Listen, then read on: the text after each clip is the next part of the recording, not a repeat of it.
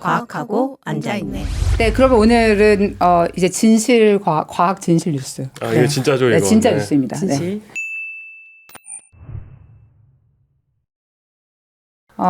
저는 요즘 주변에서 코로나 확진자들이 굉장히 늘어나고 있고 사실 최근에 우리 회사에서도 2명이나 확진이 됐거든요. 근데 이제 그 친구들이랑 같이 밥도 먹고 같이 네. 조그만 회의실에서 회의도 하고 했는데 뭐 같은 커피 머신 쓰고 뭐 같은 개수대 쓰고 막 이랬는데도 저는 코로나에 걸리지 않았지요.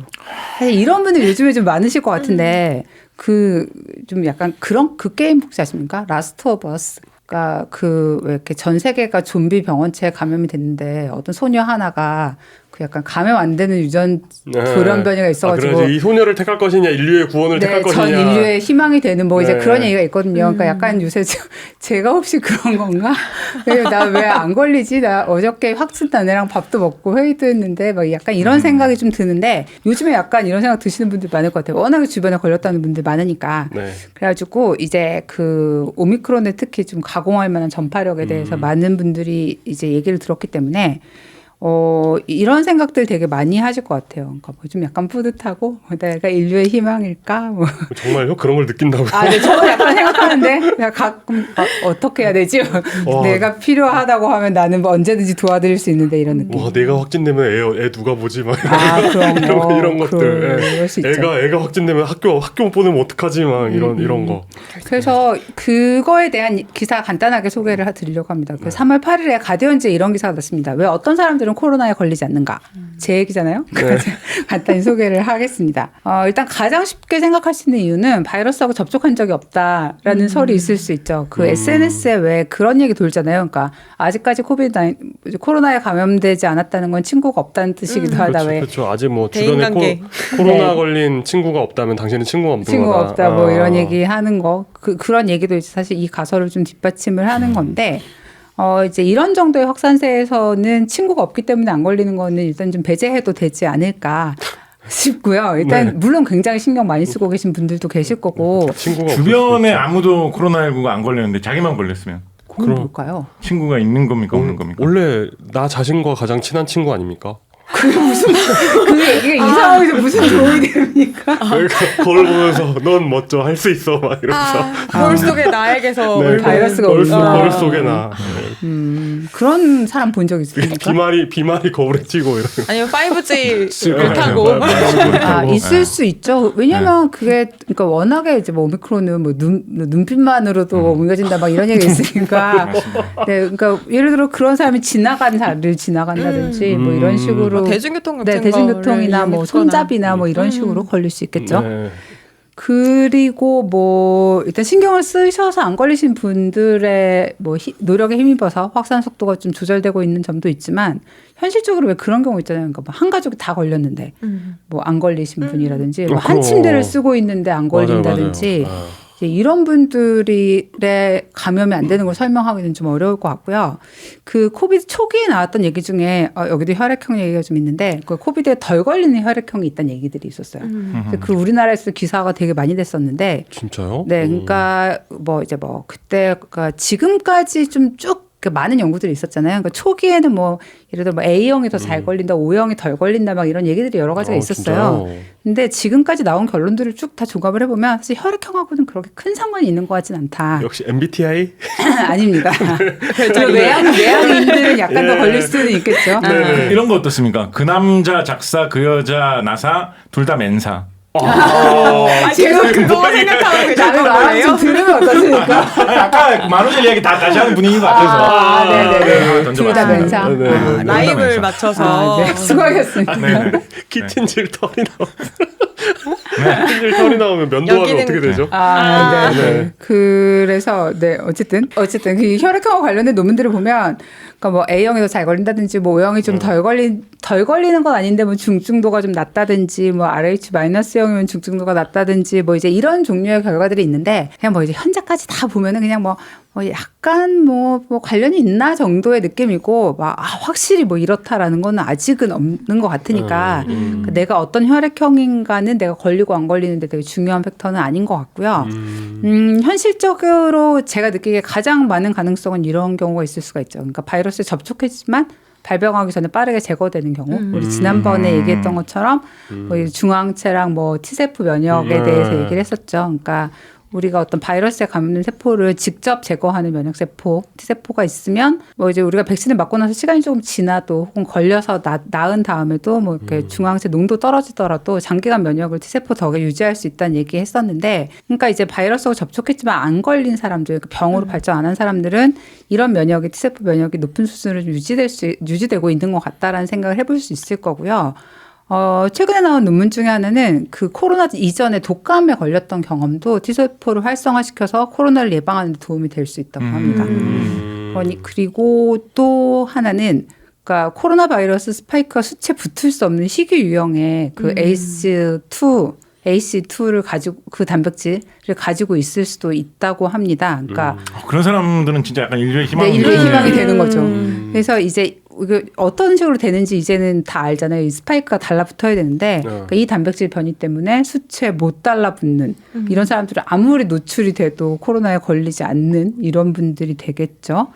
그 영국에서 작년 3월부터 그 휴먼 챌린지라는 걸 했는데 이게 뭐냐면 일종의 그 코로나19에 대한 추적 조사 같은 건데 그 성인 남녀들한테 일부러 코로나를 주사를 하거나 혹은 이제 감염자들이 있는 데다가 이 뭐랄까 피암자들 일부러 넣어서 물론 다 당연히 합의해서 돈도 꽤 많이 받으신 것 같은데 그렇게 해서 이제 그 정확한 잠복기 뭐 어떤 식으로 병이 퍼지고 뭐 전염 정도가 언제 제일 올라가고 이제 이런 거를 다 추적하는 그런 실험이었는데 이 실험에서 16명은 되게 일상적으로 코로나 바이러스에 노출이 돼도 결국 감염이 안 됐고 그중에 한 분은 코나 목에다 직접 바이러스를 집어넣었대요.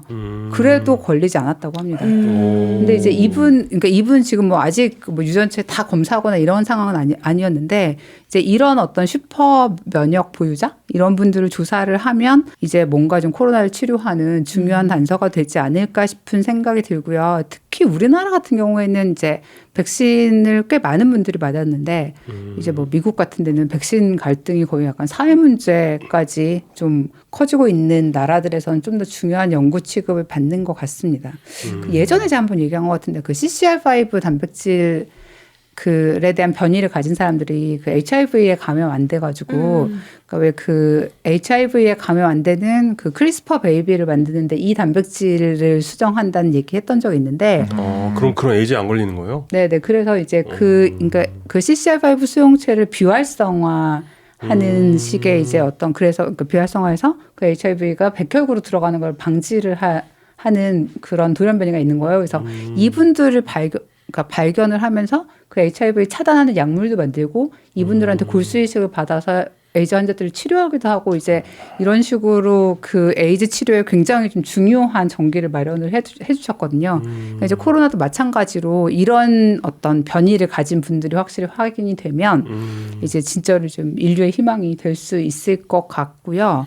그래서 실제로 이제 그런 분들 있잖아요. 그러니까 뭐라고 부르는 단어, 그 냉담한 부부 뭐 이런 식으로 부르는데 뭐냐면 커플인데 한 침대를 쓰고 같이 먹고 같이 자고 같은 공간을 쓰는데 한 명 걸리고 한 명은 안 걸리는 경우. 근데 그런 경우가 은근히 좀 있더라고요. 네, 그래서 이런 경우, 근데 백신도 안 맞았는데. 그렇지만 사실은 금슬 좋을 수도 있다. 네네네. 그러니까 냉담 부부로 오인 받는 이런 사람들 중에 실제로는 관계가 좋은 사람들 중에 혹시나 이런 변이를 가진 사람이 있는지 이런 것들을 이제 세계적으로 찾아보고 있는 중이라고 합니다. 관계만 좋은데 둘이 그냥 이렇게 어떤 멀리서 사회적 거리를 유지하고 대화하는 것만으로 사이가 좋을 수도 있지 않아요? 약간 플라토닉하게. 네, 약간 플라토닉한. 왜죠? 네, 어쨌든 손도 잘 잡지 않는. 그 남자 작사, 그 여자 나사, 신혼여행은 불국사. 어떻습니까? 아닙니까?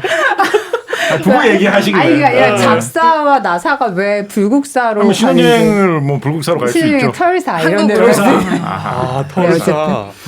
그래도 한 사람은 미국이고 한 사람은 일본이니까 뭔가 두 나라를 벗어난 제3의 불국사. 불국사. 알겠습니다. 아무튼 그래서 어쨌든 이런 돌연변이의 얘기까지 이걸 어떻게 해석해야 되지? 이 말을 아니, 작가님 근데 혼란스럽네. 교수님되더니 좀 약간 이상해진 것 같아요. 이상한 조크 자꾸 그러니까 시도하시고. 아직 이런 유머를 아니, 부부 이야기가 이상한 유머로 치닫고 있어서 제가 아, 그렇구나. 갑자기 불국사. 아. 플라토닉 뭐 이런 말 그런 거 하시길래 교수님 유머라고 하지만 교수님들도 아직 연령대가 그렇게 안 되셨는데 이런 유머를 저런 데까지 손은 보통 안 되지 않나? 네. 교수님들도? 마지막에 하나 덧붙이고 싶었는데 이게- 계속 참고 있었단 말이에요. 아, 뭘. 여기는 과사. 아, 네. 네.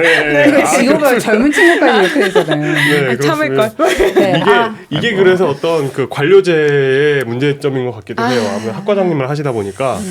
네. 아, 사람들이 웃어주는군요. 네. 이런 얘기 해도. 계속 말씀드리지만 네. 제가 학과장인 이유는 저희 과에 정규직 교수가 저밖에 없기 때문에 교수가 한 사람이라서 제가 학과장인 거예요. 네. 네, 아무도 웃어주지 않습니다. 아. 텅 빈 벽만이 저를 향해 빙그레 웃어주고 있죠. 아까 말씀하신 거울 속의 나. 거울 속에 그런 나. 거죠. 아, 오늘도 강의 멋졌어.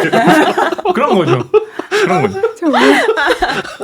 네, 어쨌든 그래서 어영부영 어쨌든 제 기사가 끝났습니다. 그러니까 이런 돌연변이가 그러니까 지금 상황에서 안 걸리신 분들은 그러니까 혹시 내가 막 이런 생각하실 수 있겠지만 이런 돌연변이는 그렇게 흔한 건 아니니까 현재까지 가장 유용해 보이는 방법.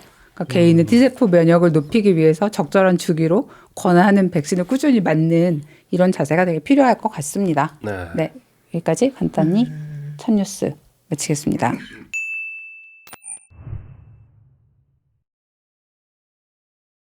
네, 다음 소식은 이거 요즘 뭐라고 유튜브 레카라고 하죠. 아, 네, 그겁니까? 큰 이슈 터지면 다 같이 난리 네, 나서 네, 네. 그러니까 말 우리도 한마디씩 가야죠. 네, 레카 차이 울리면서 가야죠. 아, 네, 네. 네, 그렇습니다. 그 레카 같은 이슈이긴 해서 다룰까 말까 고민을 했던 것입니다. 뭐냐면 삼성전자의 GOS 문제입니다. 요즘 누구나 한 번은 들어봤을 그 이슈. 삼성전자 스마트폰의 GOS. 이거는 뭐 고스라고 부른다거나 이러지는 않나요? 그냥 GOS라고 하더라고요. 네. 여기서 굳이 이야기를 해도 되겠다 생각한 이유는 여기가 아무래도 어떤 그 미디어계의 탑골 공원. 네. 그렇기 때문에 네네. 잘 생소한 분들이 모르실 많이 수도 계시지 있어요. 않을까. 네네. 그리고 지금 삼태성주도 지금 이렇게 네네. 이렇게 된 이상. 아, 사실은 이용 기자님한테 이런 테크뉴스 여기서 하라고 네네네. 아, 그렇습니다. 기대하고 있었습니다. 갑자기 의미를 부여하는데 뒤늦게 의미를 부여하고 계시지만 네. 삼성 스마트폰 쓰시죠? 이 중에 유일하게. 네. 아, 네, 그렇습니다. 네. 유일한가요? 유일한 줄 몰랐어요. 유일합니다. 네. 네. 전 태블릿은 삼성 걸 쓰고 있습니다. 태블릿에도 들어 있습니다. 삼성 스마트폰에는 GOS라는 게 들어 있습니다. 이게 뭐냐면 게임 옵티마이징 서비스입니다. 이런 소프트웨어 이름에 끝에 서비스가 들어가거나 데몬이 들어가면 이건 우리 눈에 안 보이는 프로그램일 가능성이 커요. 그러니까 백그라운드에서 움직이면서 뭔가 이제 계속 뭔가 우리가 필요하지만 우리가 직접 조작하지 않는 뭔가 동작을 하고 있는 것들, 뭐 예를 들어 뭐 그런 컴퓨터 우리가 인식하지 못하는 사이에 네. 혼자서 작동되고 있는 프로그램. 그러니까 뭐 예를 들어 스마트폰을 쓰고 있는데 뭐 와이파이가 됐다가 와이파이가 끊어지면 뭐 다시 뭐 이렇게 셀룰러를 연결하고 이러잖아요. 근데 이것도 그냥 저절로 되는 게 아니라 이 안에 소프트웨어가 계속 검색하고 뭐 이렇게 신호 측정해가지고 어떻게 해가지고 옮겨 탈까 막 하는 거란 말이에요. 그러니까 그런 것은 우리가 뭐 조작하는 것도 아니고 우리 눈에 보이지도 않지만 계속 돌아가는 그런 프로그램. 그러니까 이것도 게임 옵티마이징 서비스도 이것도 뭐 앱이 따로 있다거나 이런 게 아니라 그냥 뒤에서 삼성 핸드폰을 사용하면 뒤에서 돌아가고 있는 그러니까 서비스입니다. 설치를 안 해도 기본적으로 깔려가지고 저절로 실행이 되는 거네요. 그리고 우리 눈에 안 보이게 실행되고 있는 그런 것들. 그러니까 웬만한 사람들은 이런 게 자기 전화기에서 돌아가고 있는지도 모르는 네. 거죠. 그러니까 서비스, 데몬 이런 이름이 붙으면 일단 그런 거라고 보시면 됩니다. 네. 이음 게임을 할 때만 돌아가는 그런 건가요? 그것이 취지이긴 한데 일단 설명을 드릴게요. 네네. 그러니까 이것에 대해서는 삼성 이게 사기업이니까 이것에 대해서 정확하게 뭐 공식적으로 이야기하고 있진 않지만 수많은 그 제야의 고수들이 알아낸 바에 따르면 이 소프트웨어는 사용자가 실행하는 프로그램의 이름이 있을 거 아니에요. 프로그램 이름을 불러와 가지고 이게 자기 삼성 그 핸드폰에 들어있는 데이터베이스에 조회해 가지고 이게 게임이다라고 하면 핸드폰의 성능을 낮추는 서비스입니다. 그러니까 백그라운드 프로그램 그런 서비스예요. 그러니까 원래 스마트폰도 그렇고 컴퓨터도 그렇고 원래 로드가 많이 걸리잖아요. 네. 이게 제 기억에 이런 기능이 처음 들어간 게 펜티엄 3 때인가 4 때인가 그때였던 것 같은데 최고 성능으로 가가지고 얘가 열을 받기 시작하면 어느 순간 성능을 낮춰요. 네. 그러니까 성능을 낮춰서 얘가 이제 고열 때문에 고장 난다거나 뭐 이런 사태를 방지하는 건데 처음에 이거 그 인텔에서 처음 이 기능 넣었을 때도 말이 많았거든요. 근데 이렇게 로드가 심하게 걸리면 근데 이제 당연하죠. 그래서 뭐 성능을 낮춥니다. 낮춰가지고 예를 들어 예전에는 뭐 시스템이 망가질 수도 있고 뭐 이러는데 요즘에는 또 배터리가 있으니까 배터리가 화재가 난다거나 이런 걸 방지해 주는 거죠. 이게 삼성의 GOS가 기존에 있는 그 스마트폰에서 뭐 그 이런 경우에 성능을 낮춰주는 이런 거하고 다른 건 뭐냐면 기본적으로 이런 프로세서들은 게임을 하다가 온도가 올라가고 전력 소모가 많아지면 그때 성능을 깎거든요. 그래서 이제 얼만큼 온도가 올라가느냐에 따라서 뭐 단계적으로 깎기도 하고 뭐 반토막 내기도 하고 뭐 여러 가지가 있어요. 그런데 이 GOS는 프로그램이 실행만 돼도 그러니까 뭐 게임 프로그램을 실행만 시켜도 얘가 이걸 보고 성능을 미리 낮춘다는 거예요. 미리. 그러니까 실제로 로드가 걸리기 전에. 그러니까 여기에 기기가 힘들어지면 성능을 낮추는 게 아니라 애초에 힘들어 보이는 프로그램이 실행됐다 싶으면 그 즉시 성능을 낮춥니다. 그러니까 사실 이게 그 프로그램마다 최적화해가지고 프로그램마다 최적화된 성능을 낸다라는 게 이번 문제가 된 기종 그 갤럭시 S22 22라고 하면 되게 촌스러운 거더라고요. 22의 그 마케팅 포인트 중에 하나였기 때문에 그래 뭐 최적화할 수 있지라고 생각할 수도 있습니다. 그러니까 이렇게 됐을 때의 장점은 게임을 해도 발열도 적게 나고 실제로 이제 뭐 이제 성능이 아무래도 낮아지니까요. 그리고 전기를 덜 먹으니까 배터리가 오래 간다 이런 거죠.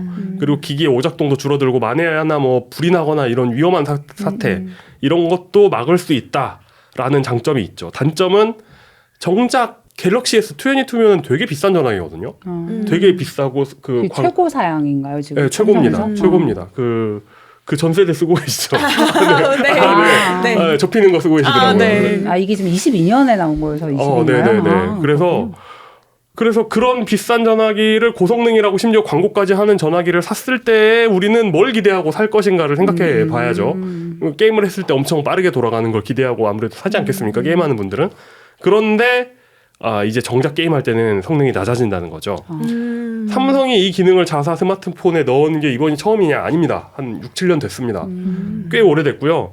이게 문제가 된 것이 이제 최근이죠. 그러니까 최근에 삼성 안드로이드 폰들은 그 위에 원 UI라는 일종의 래퍼가 있습니다. 그 안드로이드 위에 이제 삼성폰 느낌을 나게 하는 어떤 래퍼라고 할 수 있는데 그 원 UI를 업데이트를 했는데 이 S22는 이 원 UI가 업데이트된 상태로 출하가 됐고 이제 다른 이전 스마트폰들은 그게 업데이트를 해주는 거죠. 이게 업데이트 해주는 건 좋은데 여기에 그동안 이제 게임하는 사람들이 아름아름 이제 게임 좋아하는 분들은 아름아름 알아가지고 GOS 끄는 방법을 이제 우회법을 만들어 놨는데 그런 걸 다 막았다는 거죠. 그리고 S22뿐만 아니라 구형 기종에서도 성능 제한폭을 크게 늘렸습니다. 거의 이제 40% 반절 이렇게 떨어지게 해놨어요. 그러니까 뭐 최신 폰은 발열 때문에 그런다 치더라도 옛날 폰은 문제 없었는데 이렇게 성능을 떨어뜨릴 필요가 있나? 라는 거죠. 문제가 된 건 흔히 이제 전화기 성능 측정할 때 뭐 벤치마크 프로그램이 있습니다. 뭐 3D 마크, 뭐 긱벤치 이런 거 있죠.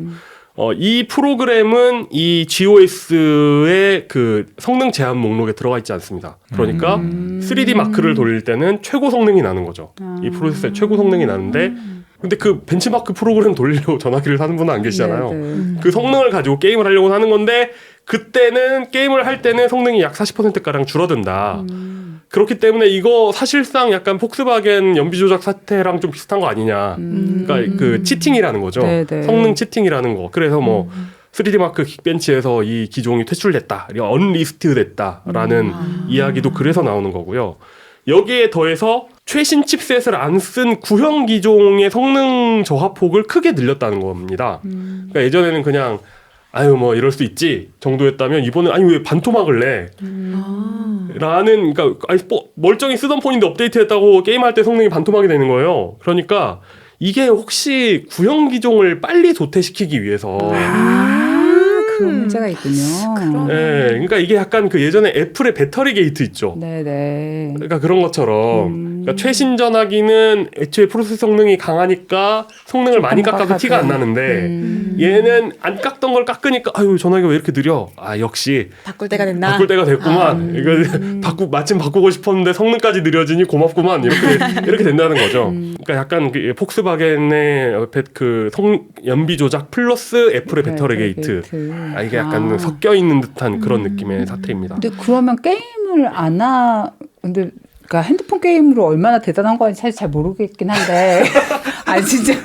되게 약간 비하하는. 아니 그게 아니라 핸드폰. 뭐 얼마나 대단한 거 한다고 이러면서. 그게 아니라 핸드폰 게임이라는 게 보통 그러니까 남들은 되게 굉장한 걸 하나 약간 지금 그 궁금한 건 좀 있고요. 핸드폰 게임을 안 하면 그러면 아무 불편한 게 없는 건가요? 일부 프로그램, 그러니까 그 일부 프로그램, 그러니까 그 의외로 뭐 카카오톡이나 인스타그램 같은 앱도 GOS 뭐 그 리스트에 들어가 있어요. 아 진짜요? 그래서 일부 앱의 경우에는 게임이 아닌데도 성능이 저하됩니다. 그럼 막 그 수많은 그 제야의 전문가들께서 막 이렇게 스크롤하는 거 막 이렇게 비교 인증샷 막 슬로우 모션으로 찍어가지고 올리고 막 이러셨더라고요. 사실 그런 이게 너무 큰 음모론이긴 한데. 네. 뭐 카카오톡 같은데 그런 게 걸려 있다라고 하면 이제 음모론은 나올 만한 거죠. 카카오톡 누구나 잘 쓰는 프로그램인데 오늘따라 카카오톡 왜 이렇게 느려? 업데이트하고 났더니 이렇게 된다고 하면 그렇죠.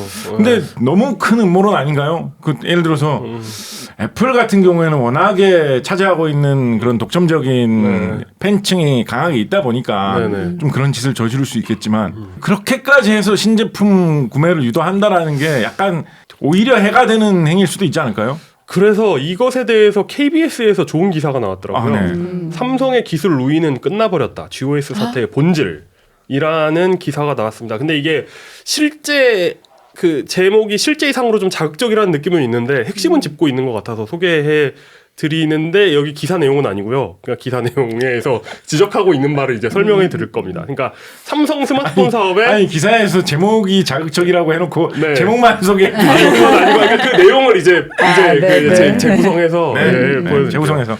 그러니까 삼성 스마트폰 사업의 이 기사도 그렇고 저도 제가 납득된 바는 두 가지의 문제가 있습니다. 정리하자면 이 기사에서 얘기하고 있는 걸 정리하자면 두 가지예요. 첫째 문제는 근데 스마트폰 시장에서 애플을 제외한 모든 회사들이 공통적으로 겪는 문제입니다. 애플의 AP라고 하죠. 스마트폰 프로세서 성능이 지나치게 좋아요. 지금 혼자 너무 지나치게 좋아요. 그러니까 2019년에 나온 A13칩이 그러니까 A13칩이거든요. 그러니까 2019년에 애플에서 나온 A13 칩의 성능이 지금 그 하이실리콘의 기린 그리고 삼성의 엑시노스, 구글 텐서의 모든 최신 칩보다 더 빠릅니다. 그러니까 2022년에 하이실리콘 삼성 구글의 프로세서보다 애플의 두세 대 전 프로세서가 더 빨라요. 그러니까 지지난 세대 아이폰이 최신 안드로이드 폰보다 빨라요, 지금. 프로세서 성능이. 그나마 애플 최신 칩에 근접한 성능을 비슷하게 내는 게 이것도 빠르지도 않아요. 그냥 비슷한 정도, 약간 느린 비슷한 정도 성능을 내는 게 이번 갤럭시 22에 들어간 퀄컴의 최신 칩인데 이게 애플 최신 칩보다 성능이 뭐 더 좋지도 않을 뿐만 아니라 결정적으로 발열과 전력 소모가 너무 심합니다. 그래서 성능으로 어떻게 애플에 비벼볼 방법이 없는 거예요. 다른 메이커들이. 그러니까 근데 애플은 그 자기네 뭐 A13, 뭐 A15 이런 걸 자기 전화기만 쓰고 팔질 않잖아요. 그러니까 이걸 넣고 싶어도 넣을 수도 없고. 그 성능 차이가 두세 대 이상 벌어지니까 어떻게 방법이 없습니다. 그러니까 그리고 성능을 좀 비슷하게 내려고 하면 이게 또 발열 전력 소모가 너무 커지니까 이걸 또 어떻게 할 수가 없는 상황입니다. 그러다 보니까 높은 성능은 벤치마크로 보여주면서 게임에서는 성능을 좀 낮춰가지고 발열과 전력 소모를 잡아볼까 하는 유혹이 저는 있을 수 있다고 봐요. 이게 약간 격세지감이 느껴지네요. 2010년경 뭐 그 정도만 해도 사실 그런 수치상의 성능은 삼성이다. 다른 회사들이 앞서는데 애플은 좀 감성이지 약간 이런 게 있었는데 애플 그 감성 나도 한번 보자 뭐 이런 약간 그 비꼬는 사람들도 있었는데 굉장히 옛날 얘기가 돼버렸군요. 그건 정말 요즘 아마 이런 IT 쪽에 관심 가진 지 얼마 안 되는 분들은 그런 시절이 있었어 이럴 거예요. 지금은 두세 대 차이가 납니다. 두세 대 반 이 정도 차이가 납니다. 그리고 이제 두 번째 이게 첫 번째 문제고요. 이것은 당연히 겪을 수 있는 문제잖아요. 삼성에서 독자적으로 만든 프로세서도 성능이 안 돼. 그리고 성능이 되는 그 어떤 프로세서도 없는 상황. 두 번째 문제, 이건 원인일 수도 있고 결과일 수도 있는데 삼성은 스마트폰만 만드는 게 아니라 이 프로세서를 직접 만들어요. 그러니까 직접 만든다는 게 두 가지 의미가 있습니다. 하나는 이제 뭐 퀄컴, 애플 이런 회사들처럼 칩을 설계를 잘 해가지고 이제 공장에다 맡기면 이제 공장에서 나오면은, 근데 이 설계하는 걸 만든다고 만드는 거죠. 만든다고 표현하는 거죠. 네. 내가 이제 그걸 이제 IP라고 하죠. 뭐죠? IP가? 인터렉처럴 프로퍼티인가? 인텔렉추얼 프로퍼티. 네, 지적재산권. 네. 네, 그렇습니다. 그래서 이런 요즘은 지식재산권이라고 말하죠. 네. 지식재산권의 덩어리잖아요. 그걸 공장에 넘기고 그 공장에서 찍어내는 걸 받아오는 걸 만든다고도 말합니다. 그런데 또 다른 의미는 이 공장을 가지고 있는 게 진짜 만드는 거잖아요. 아니 뭐 설계도 아무리 가지고 있어봤자 공장은 우리한테 있는데 공장에서 만드는 게 직접 만드는 거잖아요. 삼성은 이 두 가지를 모두 하는 얼마 안 되는 회사입니다. 그래서 삼성한테는 이 사업도 굉장히 중요해요. 삼성이 사실 좋게 평가할 때는 네. 그게 삼성의 저력이라고도 많이 이야기를 하는데요. 네, 그렇습니다. 저력이죠. 사실 저력인데 근데 이게 사실 그거 아세요? AMD 그 창업주의 격언 아세요? 그러니까 이거 약간 뭐 성차별적인 격언일 수도 있는데 남자에게는 팹이 있다. 그러니까 팹이라는 게 그 패브리케이션이라고 해가지고 공장이거든요. 그러니까 진짜 뭐 어떤 남성적인 뭐 프로세서 회사는 직접 공장을 돌리나 뭐 이런 뜻인데 사실 그렇게 하던 AMD도 지금 분사했거든요. 그 공장과 이런 그 IP 제작을 분리했거든요. CEO가 그래서 여자로 바뀌는 그래서 거예요. 그럴 수도 있죠. 리사스가 온 그럴 수도 다음에 있죠.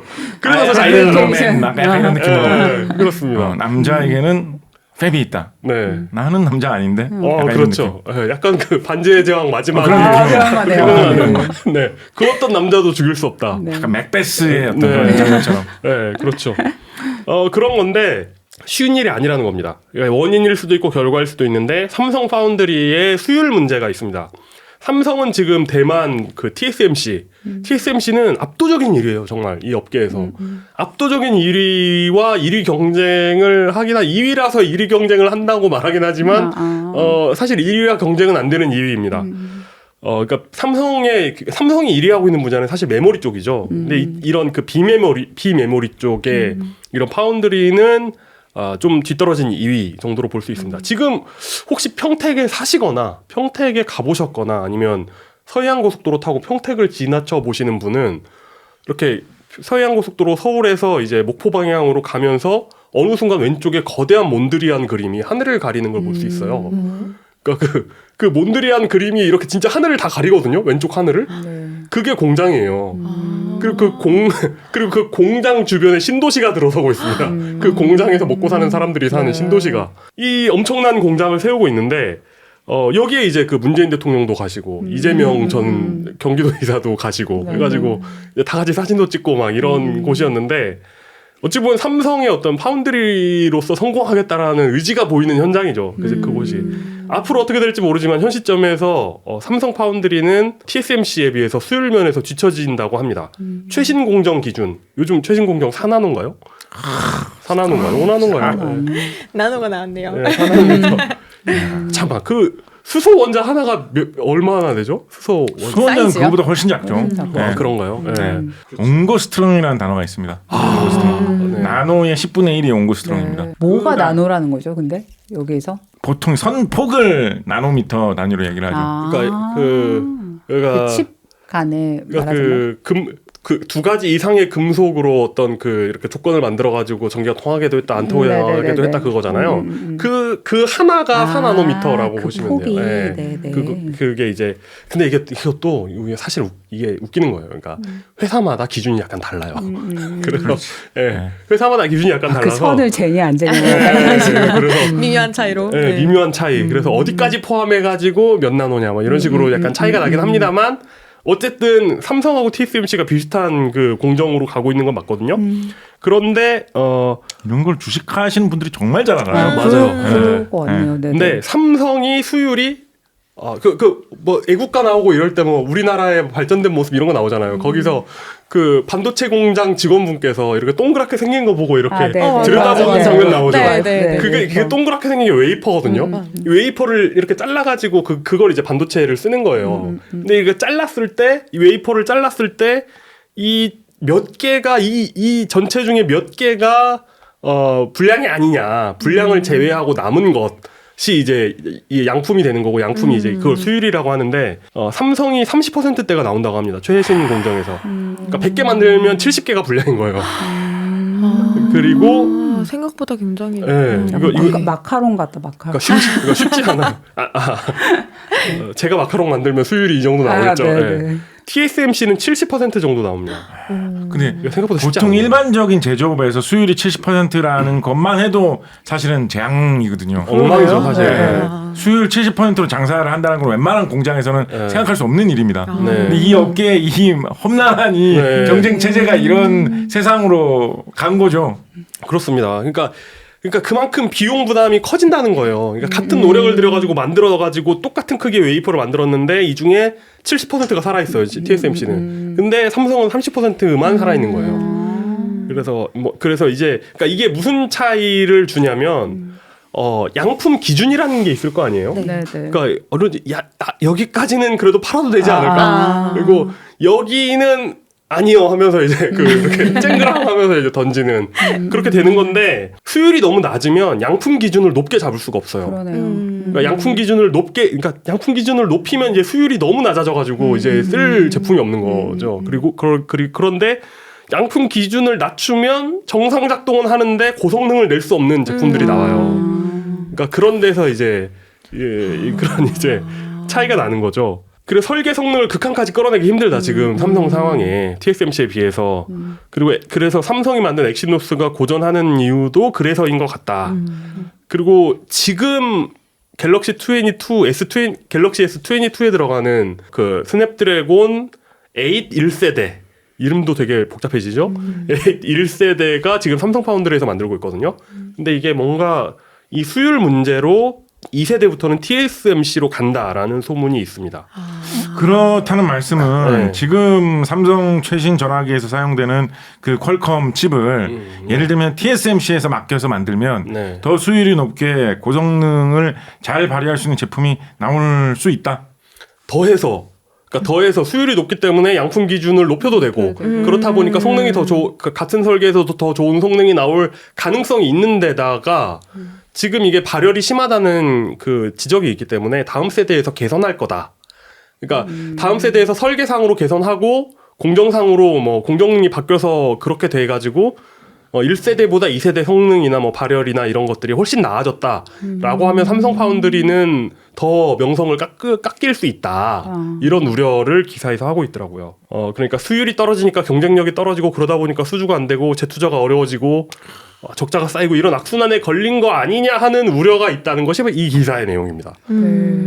다만 이제 그러니까 예를 들어 퀄컴, 애플, 인텔, 엔비디아 뭐 이런 뭐 AMD 이런 회사들이 지금 너나 할 것 없이 지금 TSMC로 모여들고 있잖아요. 그러니까 TSMC가 아무리 공장을 키워도 지금 뭐 반도체 지금 기근이잖아요. 지금 반도체 지금 뭐 반도체 기근인데, 이 상황에서 삼성에 일거리가 없을 걸 걱정하는 건 좀 무리. 일거리가 없진 않을 것이다. 그러니까 이건 좀 너무 좀 과한 걱정인 것 같기도 하다라는 생각이 들었습니다. 진짜 우리나라는 정말 농업 전통이 강한 나라다. 반도체가 없을 때 기근이란 말을 어떤 먹는 거를 정말 중시한다 이런 생각도 들어요. 그렇죠. 다른 나라에서도 이런 표현 쓸까? 반도체 기근 뭐 이런 말. 그러게요. 쓸 것도 같아요. 페민 오브 세미컨덕터? 그냥 뭐 쇼티지 뭐 이렇게 말하는 거야지. 네, 그렇습니다. 그러니까 어쨌든 이런 내용이고, 지금 이런 내용이고, 삼성이 이런 상황에 처해 있고, 반도체 제조부터 시작해서 스마트폰까지 지금 다 만들고 있잖아요. 지금 엑시노스부터 시작해가지고 모두 만들고 있는 삼성의 큰 그림에 이런 큰 그림이 이번 사태로 영향을 받지 않을까.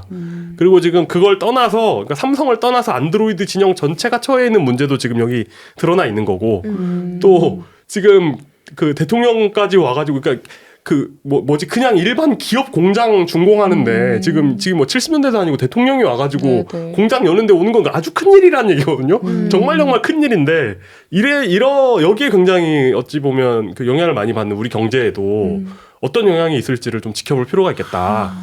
이런 생각입니다. 지금 안드로이드 이게- 쪽의 메이커 중에 네. 삼성이 제일 크지 않아요? 판매량을 예전에 화웨이가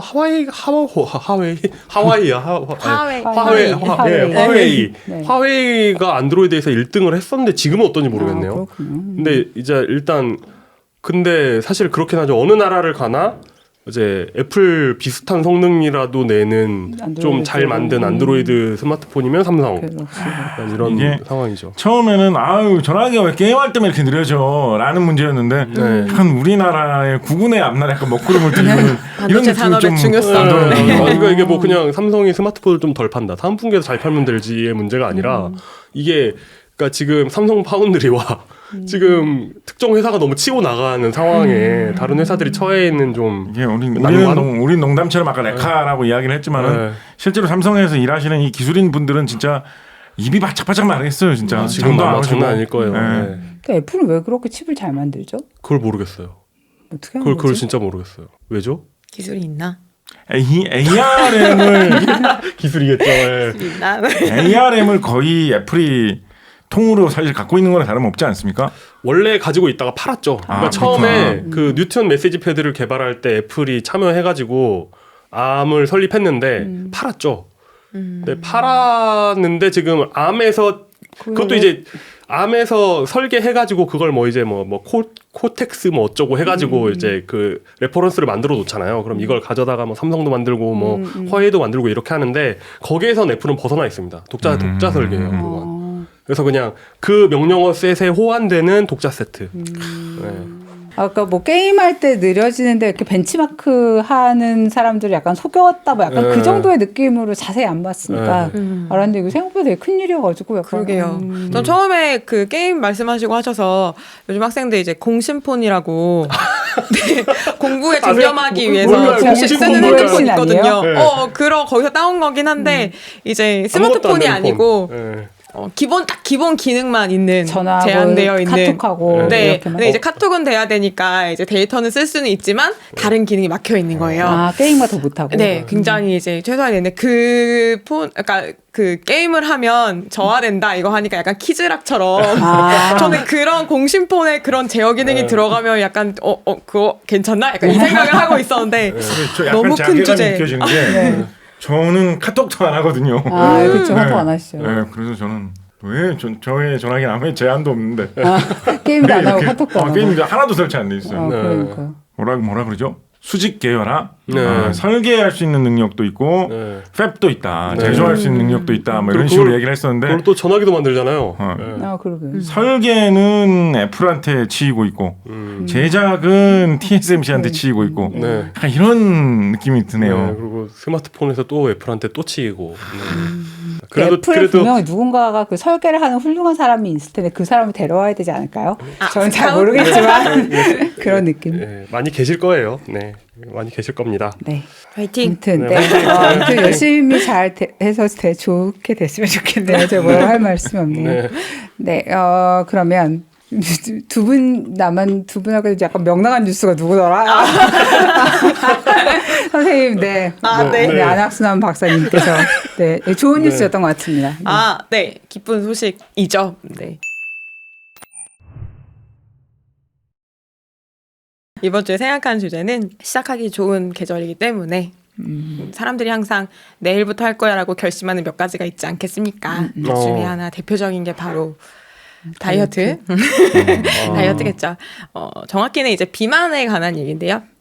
비만을 해결하기 위한 여러 가지 연구들이 사실 또 오랫동안 진행이 많이 되어 왔고 있는데 최근에 이제 따끈따끈하게 발표된 소식이 하나 있어서 가져와 봤습니다. 네. 예.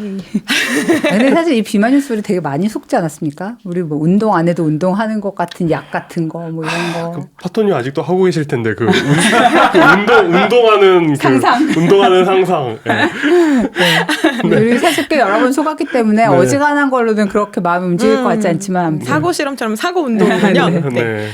일단 지방은 이제 우리 몸에 굉장히 중요한 역할을 사실 하고 있죠. 그래서 이제 꼭 그렇게 부담스럽기만 한 건 아니고 뭐 체온 조절도 굉장히 중요한 역할이고 그다음에 에너지원으로서도 굉장히 중요한 기능을 하고 있는데 지방이 또 종류가 좀 있대요. 그래서 이제 색깔을 가지고 이름을 지은 것 같은데 백색 지방이 있고 뭐 갈색 지방이 있고 그다음에 중간쯤에 해당하는 뭐 베이지색 지방 뭐 이런 식으로 부른다고 합니다. 네. 가운데 이름은 약간 좀 네 그렇긴 어색하긴 하지만 이제 약간 뭔가 그런데 지역 감정 얘기할 때 이런 식으로 얘기하는 것 같은데 무슨 근데- 지방 뭐 그렇게 지방 뭐 이렇게 선거할 때 이제 그 선거 결과 보면은 뭐 청색 지방 빨간 이렇게. 지방, 파란 지방 뭐 이렇게. 예. 그렇죠. 어쨌든 네. 그거랑 네. 상관없이 네, 이제 생물체의 몸을 구성하는 지방입니다. 지질의 한 종류죠. 어쨌든 근데 그 지방이 있는데 일단 백색 지방과 갈색 지방의 큰 차이는 이제 구성 성분의 차이가 있어요. 조성에 백색 지방은 이제 지방산이 제일 많이 차지하고 그다음에 이제 미토콘드리아에 조금 이제 들어 있어서 백색을 주로 나타내고 갈색 지방 같은 경우에는 이제 물론 당연히 지방산은 있긴 하지만 미토콘드리아의 비중이 차지하는 비중이 백색 지방보다는 훨씬 더 높다고 합니다. 즉 미토콘드리아가 어떤 역할을 하는지를 생각해 보면 이제 각자가 우리 몸에 어떤 영향을 주는지를 생각해 볼 수 있을 텐데 미토콘드리아는 이제 소위 말하는 이제 세포 내의 공장, 에너지 공장 뭐 이렇게 부르죠. 이제 에너지를 만들어내는 기관입니다. 세포를 담당하고 있죠. 그러니까 이제 즉 미토콘드리아가 많다는 건 이게 단순히 이 지방은 축적용이 아니라 뭔가를 사용하기 위한 지방이라는 것이고 즉 이것은 우리가 흔히 얘기하는 살이 찌는 이런 것과는 거리가 먼, 즉 우리 몸의 어떤 생존을 위해서 뭐 발열을 내고 그다음 체온 유지를 위해서 이제 끊임없이 움직여야 하는 이제 그런 지방이 될 겁니다. 설마 백색 지방을 갈색 지방으로 전환한다 이런 건가요? 그러면 좋겠지만 아직 그렇게까지는 기술이 확보되어 있진 않고요. 근데 좀 현실성 있는 방법을 찾은 건데, 근데 이 문제는 갈색 지방이 참 좋은 것 같지만 신생아들한테는 이제 한 5% 정도, 신생아의 몸에 있는 지방이 한 5% 정도, 성인은 안타깝게도 성인 한 몸에 있는 지방이 한 0.1%밖에 차지하지 않는다고 해요. 거의 없다라고 보시면 되고 연구 중에 뭐 40몇 명을 대상으로 비중을 조사해봤더니 그 중에 단 2명만 갈색 지방을 좀 가지고 있었다. 뭐 이런 연구 결과도 있더라고요. 그러니까 거의 없는 거군요. 네, 거의 없는 거나 마찬가지고 그나마도 있는 위치가 우리가 생각하는 뭐 약간 아기 지방, 어른 지방 이런 식으로 이름 붙여야 돼요. 그것도 되게 괜찮을 것 같네요. 네. 근데 이제 보면 있는 위치도 이제 뭐 백색 지방 같은 경우는 우리가 소위 말하는 그 발뚝이랄지 배랄지 이런 데 많이 있다면 갈색 지방은 좀 의외로 척추나 견갑골 막 이런 데 있다고 해요.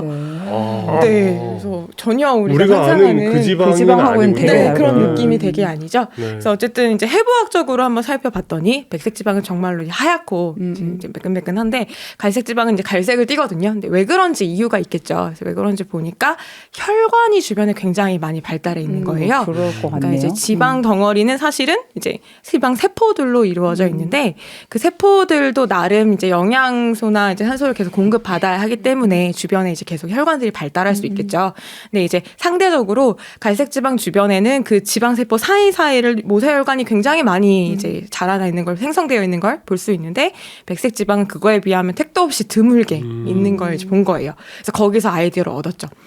이 혈관이 뭔가 지방 세포에 영향을 주는 것은 아닐까. 그것이 이제 이 연구의 시작입니다. 그래서 이제 혈관이 대체 지방세포에 어떤 영향을 주길래 혈관이 많이 발달한 곳에는 갈색 지방이고 혈관이 덜 발달한 곳은 백색 지방이냐 이거를 일단 비교하기 시작을 한 거죠. 그래서 이제 혈관에 대한 연구가 들어가는데요. 보통 혈관 같은 경우는 단순히 이제 혈액을 운반하는 관이라고 생각하긴 쉬운데 사실은 이제 여러 겹의 막으로 되어 있고 그다음에 가장 안쪽 표면은 뭐 혈관 내피 세포 이렇게 불리우는 한 층의 세포가 이제 이렇게 감싸고 있어요. 관 안쪽을 이제 빨대 안쪽이라고 생각을 하시면 되는데 세포들이 이제 이제 막 서로 얽혀가지고 이제 층을 이루고 있겠죠. 근데 그 혈관 내피 세포가 생각보다 하는 일이 되게 많은 거예요. 가장 대표적인 거는 혈관이라는 게 그냥 통짜로 뭐 플라스틱이나 철관처럼 항상 일정한 두께로 항상 딱 있는 게 아니라 유연하게 좀 늘어났다 줄어들었다 이런 이제 수축과 이완을 하거든요. 왜냐하면 이제 사이에 근육이 있기 때문인데 그런 혈관의 긴장감을 조정하거나 그다음에 이제 면역 세포도 예를 들어 백혈구 같은 것들이 이제 걔네는 혈액만 타고 이동하는 게 아니라 혈관을 뚫고 밖으로 나가서 이동하기도 하는데 그런 이동에도 또 조절이 되고 굉장히 이제 많은 역할을 한다고 합니다. 특히 이제 여기서 이제 주목한 거는 혈관 내피세포가 혈관 안으로 어떤 물질들을 분비하는 역할도 한다고 해요. 근데 물질을 분비하는데 분비하는 물질 중에 어디에 주목했냐면 폴리아민이라는 것이 있다고 합니다. 그래서 뭐 작가님이 더 잘 아실 것 같지만 폴리아민은 특정 한 가지 물질의 이름은 아니고요. 네, 그냥 이제 아민이 여러 개 붙어 있는 어떤 뭐 화합물 그걸 통칭해서 아마 부르는 것 같아요. 그래서 폴리아민 계열의 물질들을 분비를 하는데 그 중에서도 특히 우리 몸에 이제 세포에 영향을 주는 이제 폴리아민 대표적인 게 있더라고요. 그래서 이제 그 중에 어떤 것을 분비를 하게 되는데 이제 걔의 역할이 세포 증식을 돕는 역할을 한다고 합니다. 즉 정리를 하면 혈관 내피 세포에서 폴리아민이 분비가 되는데 그것이 분비가 되면 지방 세포 그 혈관 주변에 있는 세포에 증식에 영향을 준다고 해요. 증식과 성장에 영향을 줍니다. 즉 그거를 공급받으면 세포 분열이 굉장히 활발해지고 그렇기 때문에 그쪽에 에너지 대사가 활발해지겠죠. 그러니까 열심히 에너지를 내고 결론적으로 말하면 지방이 쌓일 일이 없는 거예요. 그쪽은. 그러니까 혈관이 많은 부분이 왜 갈색 지방이 발달하고 그다음에 백색 지방이 있는 곳은 왜 혈관이 덜 발달했냐에 대한 한 가지 실마리를 제공을 해준 거죠. 어렵다. 근데 대략 이해는 되지만 그게 이거를 과연 살 빼는데 희소식을 할 수 있느냐. 그러니까 그게 되게 어렵네요. 이게 굉장히 먼 거리로 느껴지는군요. 어쩌라고 약간 이런 느낌인데. 아민하면 뭐 생각나는 거 없어요. 아민 하면 생각나는 거. 아민? 단백질이 뭐로 돼 있다고 하죠? 단백질이 아미노산. 네. 아미노하고 그 아민하고 같은 아민이거든요. 네. 다 질소 원자가 들어있는 어떤 그런 원자들의 모임을 일컫는 말이에요. 그래서 암모니아하고 같은 뿌리에서 나온 말이에요. 질소. 암모니아 질소로 네, 만들 수 있는 네. 가장 평범하고 화학 반응을 잘하는 그런 물질이거든요. 암모니아는 어디서 나온 말일까요? 제 책에 썼는데. 맞아, 나 지금 뭔가 기억이 날랑말랑해요. 암모니아 뭐 어떤 책에서 나오냐? 어디서 나오냐면 어떤 책에서 나오냐? 어디서 나온 얘기냐면 네. 안악수나문 시기였을 수도 있겠죠. 네. 고대 이집트에 네. 어떤 신을 모시는 신전 같은 데가 있었는데 아. 무슨 신을 모셔요? 암몬 신을. 사원이었지. 암몬 신을 모시는 신전이 있었어요. 맞아요. 그 근처에서 모르겠고 왜 그랬는지 모르겠어. 암모니아가 많이 있었던 것 같아요. 뭐야 이 물질? 이거 약간 암몬신 거기서 나오는 그런 물질 암모니아라고 하자. 그러니까 암모니아가 되고 거기서 출발해가지고 약간 질소의 상징 그런 게 약간 암모니아 이런 게 돼가지고 뭐 아미노, 아민 이런 말 잘 생긴 거거든요. 그래서 아민이 그 중에서 되게 화학 반응을 사람 몸에 들어가서 적절하게 일으킬 만한 정도로 잘하는 거예요. 그래서 무슨 약이나 이런 것 중에 네. 뭐뭐 아민 이런 말로 끝나는 많죠. 거 있으면 다 그 질소가 있는 아민이 있다고 보시면 돼요. 글루코사민, 아로느아민 골드 이런 거 다 그 아민이에요. 네. 저 아민으로 끝나면 다 그거라고 보시면 됩니다. 그런 아민 여러 개가 막 뭉쳐 있으면 뭐라고 하겠어요? 폴리아민. 그런 것이죠. 네. 너무 좋다. 화학이 약간 이렇게 마음을 좀 안정시켜주는 효과가 있어요. 네. 생각. 너무 좋네요. 네. 아무튼 그런데요. 이제 폴리아민이 그래서 세포 증식에 영향을 준다는 걸 알아냈는데 혈관 내피 세포에서 이제 폴리아민을 분비를 하는데 그 폴리아민이 이제 방금 이제 설명해 주신 것처럼 이제 아미노가 여러 개 붙은 그런 물질들을 통칭하는데 그 중에서도 이제 생체 내에서 주로 분비되고 많이 쓰이는 폴리아민들이 있나 봐요. 그 중에서도 이제 이쪽 지방세포를 둘러싼 혈관 내피 세포에서 분비되는 녀석들이 있는데 그것들이 어떤 역할을 하는지를 봤어요. 그랬더니 이제 걔가 지방세포의 지방 분해를 자극한다는 걸 알았는데 이제 거기에 즉 혈관이 많이 있어야 그런 폴리아민이 많이 분비될 거고 그런 폴리아민이 많이 있는 곳에서 지방 분해가 잘 일어나겠죠. 즉 그렇기 때문에 지방세포 근처에 혈관이 많이 있어야 지방 분해가 잘 된다. 즉 축적이 덜 된다라고 이제 결론을 지을 수가 있는 거예요. 그런데 그렇게 하고 보니까 그런 과정에서 그럼 혈관 세포가 늘어나야지 혈관이 늘어나잖아요. 네. 그러면 혈관 세포 자체의 증식이 활발하게 일어날 수밖에 없는 거죠. 그렇죠? 네. 그런데 연구자들이 뭐에 대해서 여기 착안을 하게 됐냐면 혈관 세포가 증식이 활발하게 일어난다라고 했을 때 우리 몸에서 세포의 증식이 활발해지면 물론 좋은 점도 있지만 좋은 점은 이제 성장을 하고 증식을 한다는 점인데 단점은 뭐가 있을까요? 이게 잘못될 경우에는 암에 걸릴 수 있겠죠. 즉 종양이 생길 수 있잖아요. 그래서 잘 봤더니 그 혈관 내피 세포에는 종양 억제에 관련된 유전자들도 있는 거예요. 네. 그런 유전자도 있구나. 네, 그래서 걔네가 적당히 그 메커니즘을 잘 형성하고 있기 때문에 혈관 세포가 마구잡이로 증식하지 않고 그 종양 억제 세포의 도움 덕분에 이제 적당한 선에서 증식을 하고 혈관이 만들어지고 그럼 걔네가 다시 지방을 분해하고 그 다음에 다시 이제 폴리아민이 분비되고 그 다음에 이제 그 과정이 반복이 될 수 있었던 거죠. 그런데 그래서 그 생각을 해본 거죠. 그러면 혈관 증식을 그렇게 통제하고 있는 게 종양 억제 세포라면 종양 억제 유전자라면 그거를 만약에 억제해버리면 즉 종양을 억제하고 있는 유전자를 억제하면 어떻게 될까? 어떻게 될까요? 암이 막 생기지 않을까요? 종양 억제를 억제하면 종양으로 갈 수 있겠죠. 그러면 지방세포에는 종양 억제를 억제하면 네, 그런 식입니다. 그러면 이제 지방세포의 관점에서 보면 이제 혈관이 많이 발생을 하면 혈관이 많이 생성되면 지방세포는 줄어들겠죠. 그러면 이제 비만의 측면에서 보면 비만에는 해결에는 도움이 되는 거예요. 근데 종양의 측면에서 보면 그거는 그건데 종양이 생기는 종양이 생길 위험은 높아지는 거죠. 그래서 이 관계에 대해서 연구를 했어요. 그래서 지금 보시는 이제 그래프를 보시면 항상 이런 식이야. 이러고 뭐 항상 이런 식이야. 그렇죠. 마냥 좋은 건 없고 네, 그죠. 항상 뭐 종양이 생긴다. 끝까지 들어보면 항상. 이제 지금 보시는 이제 그래프를 하지만 보시면 FDA는 승인하지 않았다.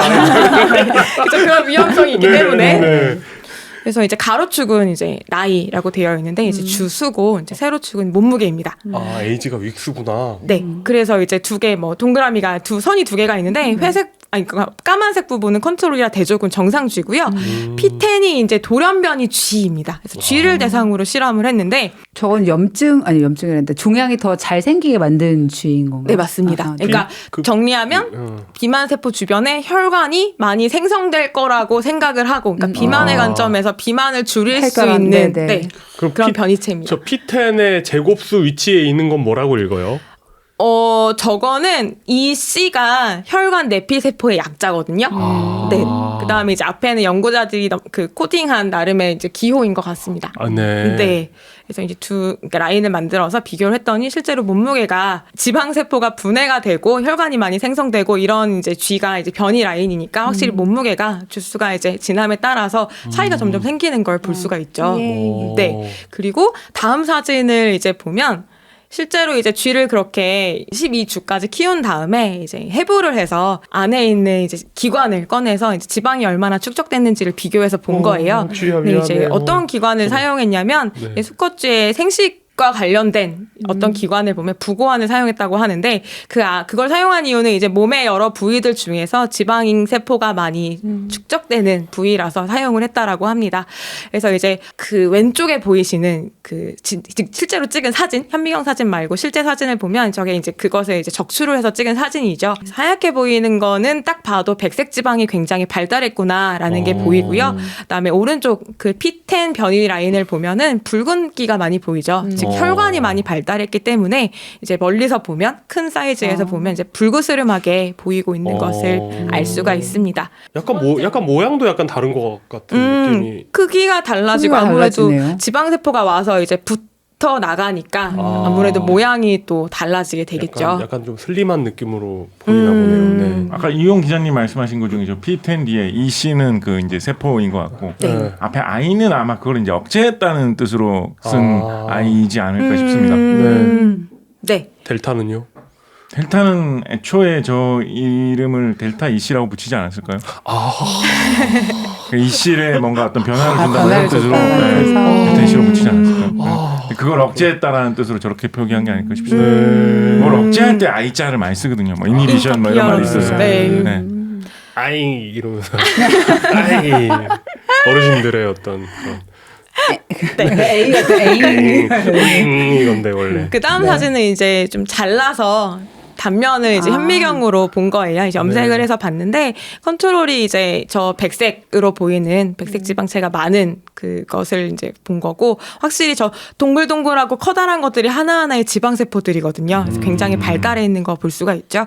그다음에 이제 P10 라인을 보면 변이 라인을 보면 확실히 이제 지방세포의 크기가 굉장히 작고 상대적으로 그다음에 중간중간에 저 불그스름한 부분이 이제 혈관 부분들 좀 발달해 있는 걸 볼 수가 있습니다. 그다음에 이제 오른쪽은 그러니까 왼쪽은 이제 아까 부고환이라고 말씀드렸는데 이제 오른쪽은 서해부라고 하더라고요. 즉 역시 이제 생식소의 일부분인데 역시 지방이 많이 쌓여 있는 부분을 가지고 적출해서 비교한 모습입니다. 마찬가지로 이제 대조군에 비해서 실험군 즉 변이 라인은 굉장히 좀 크기도 작고 불구스름한 것이 특징이다. 그다음에 현미경 본 사진을 봐도 확실히 이제 지방세포가 발달하고 덜 발달한 게 보인다. 이런 결과를 보이고 있습니다. 다음 사진으로 한번 보시면요.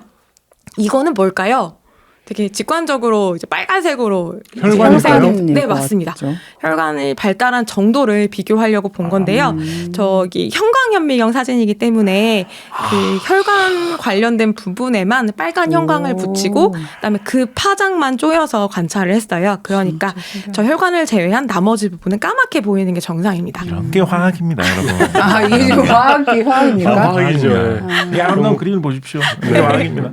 이게 뭔가 현미경의 그러니까 뭐라고 해야 되지? 염색하는 기술들이 좋아지니까 이 진짜 되게 막 훌륭한 사진들이 딱 그러니까 보면 알 수 있는 사진들이 나오는 것 같아요. 일반인들이 봐도. 네. 그래서 이제 항체에다가 형광을 붙이고 그 다음에 그거를 집어넣어서 이제 라벨링을 보통 하는데 그래서 저기 이제 뭐 빨간색 나머지는 까맣게 보이긴 하지만 사실은 우리는 저 까만 부분들이 비만세포라는 것을 자꾸 제가 비만세포라고 하네요. 지방세포인데요. 지방세포. 정정하겠습니다. 비만세포는 면역에 관련되어 있고요. 이건 지방세포죠. 지방세포가 굉장히 많이 자리 잡고 있는 것이 까만 부분으로 나오고 상대적으로 이제 혈관이 발달한 부분들이 빨갛게 보여지는 걸 알 수가 있습니다. 그래서 확실히 저 변이 라인에는 신생 혈관들이 굉장히 발달해 있구나라는 것도 알 수가 있었죠. 그럼 다음으로 넘어갈까요? 이거는 이제 뭘 실험해 봤냐면요. 저기 이제 왼쪽에 보면 스퍼미딘이라는 물질이 첨가가 됐는데 저 주황색과 그다음에 까만색을 비교를 할 건데 일단 맨 처음에는 주황색 동그라미와 이제 그 바로 아래에 있는 까만색 동그라미를 볼 건데요. 이건 다른 실험이에요. 이번엔 뭘 했냐면 쥐에 고지방 식이 요법을 사용을 했습니다. 즉 앞에까지의 실험은 뭐였냐면 그 변이 라인 그 자체에서 어떤 변화가 생겼는지 내부를 본 거고 이제는 걔네한테 각각 이제 고지방 식이 요법을 시킨 다음에 네, 지방이 몸에 얼마나 축적이 되는지를 봤습니다. 즉 선천적인 것과 뭐 후천적인 것 뭐 이런 비교라고 볼 수도 있겠네요. 사실 이걸 하려고 이제 살을 빼려는 거 아닙니까? 고지방 음식 마음껏 먹으려고. 네, 맞습니다. 그래서 이제 위에 주황색은 어떻게 처리를 했냐면 여기 위에 써있지만 이제 45%의 고지방 식이를 시키면서 플러스 스퍼미딘이라고 써있는데 저 스퍼미딘이라는 게 아까 말씀드린 폴리아민의 일종인데 생체 내에서 이제 주로 많이 이제 분비되는 폴리아민의 대표적인 물질이라고 합니다. 그다음에 킬이라는 단어가 좀 거슬리네요. 저기서 돌아가시는 거군요. 12주의 삶을 마무리하고. 네, 12주까지만 키우고 적출을 한 것 같습니다. 그다음에 아래에 있는 이제 대조군이 되겠죠. 저 까만색 동그라미는 이제 스퍼미딘 없이 고지방 식이만 해서 이제 배양이 아니죠. 양육한 친구들입니다. 이 기자님 그 말씀하시고 나니까 이게 되게 진짜 쓸쓸하게 와닿네요. 이게 스위치 다이어트로 시작하고 킬로 끝나는데 스위치 다이어트는 식단을 바꿨어 이런 느낌인데 좀 이따 옆에 보면 죽였어. 좀 쓸쓸하다 진짜. 그 2차 대전 참전용사 그 미국 아니야. 쓰신 그런 그 후기 같은 걸 봤는데 이제 그거잖아 태평양 전쟁이니까 맨날 배 타고 다닐 거 아니에요. 근데 배 타고 다니다가 어느 날 계란이 나오면 오늘 작전이구나. 오늘 상륙하는구나 이러면서 계란과 계란만 고기가 나오면. 나오면 그래서 식단이 바뀌었네. 12주 남았네. 이런 쥐들 덕분에 저희가 네. 이만큼 살 수 있게 되지 않았을까요? 네, 좋은 곳에 감사합니다. 갔을 겁니다. 명목입니다. 그래서 이제 두 번째 그래프는 이제 몸무게 마찬가지로 비교를 했고요. 네. 확실히 이제 고지방 시기를 하면 점점 증가하는 게 맞는데 주황색 스퍼미딘이 처리된 경우에는 이제 체중 증량이 좀 이렇게 더디게 됐더라 네. 볼 수 있었고 그 다음은 아까랑 마찬가지로 이제 지방체를 비교를 했는데 확실히 스퍼미딘이 처리되니까 즉 폴리아민이 있는 덕분에 지방이 덜 축적이 되었구나라는 것을 이제 확인을 할 수가 있었고 마찬가지로 이제 마지막도 무게를 잰 거죠. 네. 여기까지만 보면 바람직한데요. 근데 이게 지금 아까 얘기했던 그 혈관이 늘어나는 거에 대한 종양 문제는 해결이 안 된 상태고요, 아직. 네. 그래서 연구자들이 어떻게 결론을 내었냐면 일단 이 연구의 성과는 이제 두 가지 방향으로 얘기할 수 있을 것 같은데 하나는 처음에 말씀드렸듯이 그동안 잘 몰랐던 즉 지방 조직, 지방 세포 주변에 혈관이 굉장히 발달해 있는데 또 이제 둘 사이의 관계는 무엇일까? 이거에 관해서 밝혀냈다는 게 하나가 있고 또 한 가지는 놀랍게도 저희 폴리아민이 뭐 나오고 그다음에 이래서 뭐 혈관을 증식을 시키고 증가되면 지방이 발달을 하고 이건 맞는데 역으로 그게 적절히 통제가 되고 있었잖아요. 근데 연구자들이 후반에 뭘 봤냐면 이제 전립선에 대해서도 이제 비슷하게 이제 비교를 해봤는데 마찬가지로 종양 억제 유전자를 이제 억제를 시켰더니 거기서는 종양 세포가 빠르게 증식하는 것을 무한 증식으로 표현을 했는데 증식하는 걸 확인했다라고 해요. 그래서 이거의 의미를 어떻게 부여했냐면 똑같은 혈관이고 똑같은 혈관 내피 세포임에도 불구하고 그리고 같은 작용을 함에도 불구하고 그것이 어느 부위에 있느냐에 따라서 통제가 다른 식으로 이루어지고 있구나라는 것에 큰 의미가 있다 이렇게 덧붙이고 있었습니다. 실은 뭐 노력 안 해도 살 뺄 수 있다는 그런 얘기는 아닌 것 같고요.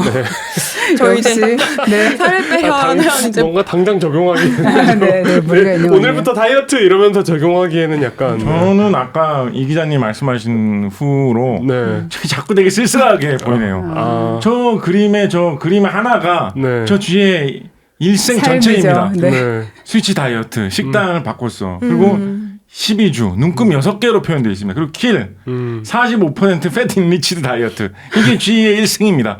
12주인데 심지어 눈금도 6개밖에 안 그려놨어요. 2주만에 한 번씩. 어쩌면 인간도 그렇지 않을까요? 아니야. 그래서 되게 이제 약간 두 가지 방향, 그러니까 생물학에서 많이 하고 있는 연구 중에 뭐 비만에 관련된, 그 다음에 또 종양에 관련된 두 가지에 모두 해당하는 연구인 것 같아서 여기 아주 자꾸 저도 이제 씁쓸해지는데 어쨌든 아니요. 그럴 필요 없습니다. 그거는 화학하면서 소설을 쓰는 분에게 맡겨주시고요. 이제 선생님은 하던 대로 쥐들을 대상화하면 되죠. 네. 아니 막 생물학 논문들 중에는 가끔 이제 저런 논문에 쓰이는 그림이나 그래프나 아니면 저런 표현 같은 것들도 연구자들의 어떤 센스를 볼 수 그렇겠죠. 있는 네네. 그런 여지들이 있잖아요. 그래서 어떤 연구자들의 논문을 보면 이제 저렇게 킬이라고 표현을 하거나 뭐 데스 이렇게 쓰기도 하지만 어떤 분들이 이제 그림으로 좀 죽음을 표현하는 눈에 논문도 이렇게 있고 X자 이렇게. 하더라고요. 뭐 X를 하거나 아니면 위에 이 표시 있잖아요. 이렇게 영혼이 하기도 빠져나가는 하고 표시. 뭐 아니면 이제 빨간색으로 이제 이 표시 금지 표시 같은 거 이렇게 이렇게 해서 표시, 네 이렇게 하기도 하고 다양한 방식을 쓰고 있는 것 같습니다. 그게 감성적이라는 느낌 없는데요. 키 표시나 네, 뭐. 참 쉽지 않습니다. 이런 실험 동물에 관한 나의 윤리적 입장은 무엇이어야 하는가 이런 거 사실 어려운 문제 아닙니까? 그 외면하고 있는 문제죠 사실. 그렇죠. 하지만 신경 쓰실 필요 없고 저의 생각이고요. 네, 과학자 여러분 신경 쓰실 필요 없습니다. 열심히 하시면 괜히 되고요. 뭔가 아련해지는 스튜디오 분위기와 함께. 그렇습니다. 네, 어릴 적 나와 함께 자랐던 그 친구. 아니야. 안돼. 무슨 네, 드디어 이제 이호 기자님이 앞머리를 하기 시작했으니까. 네. 네.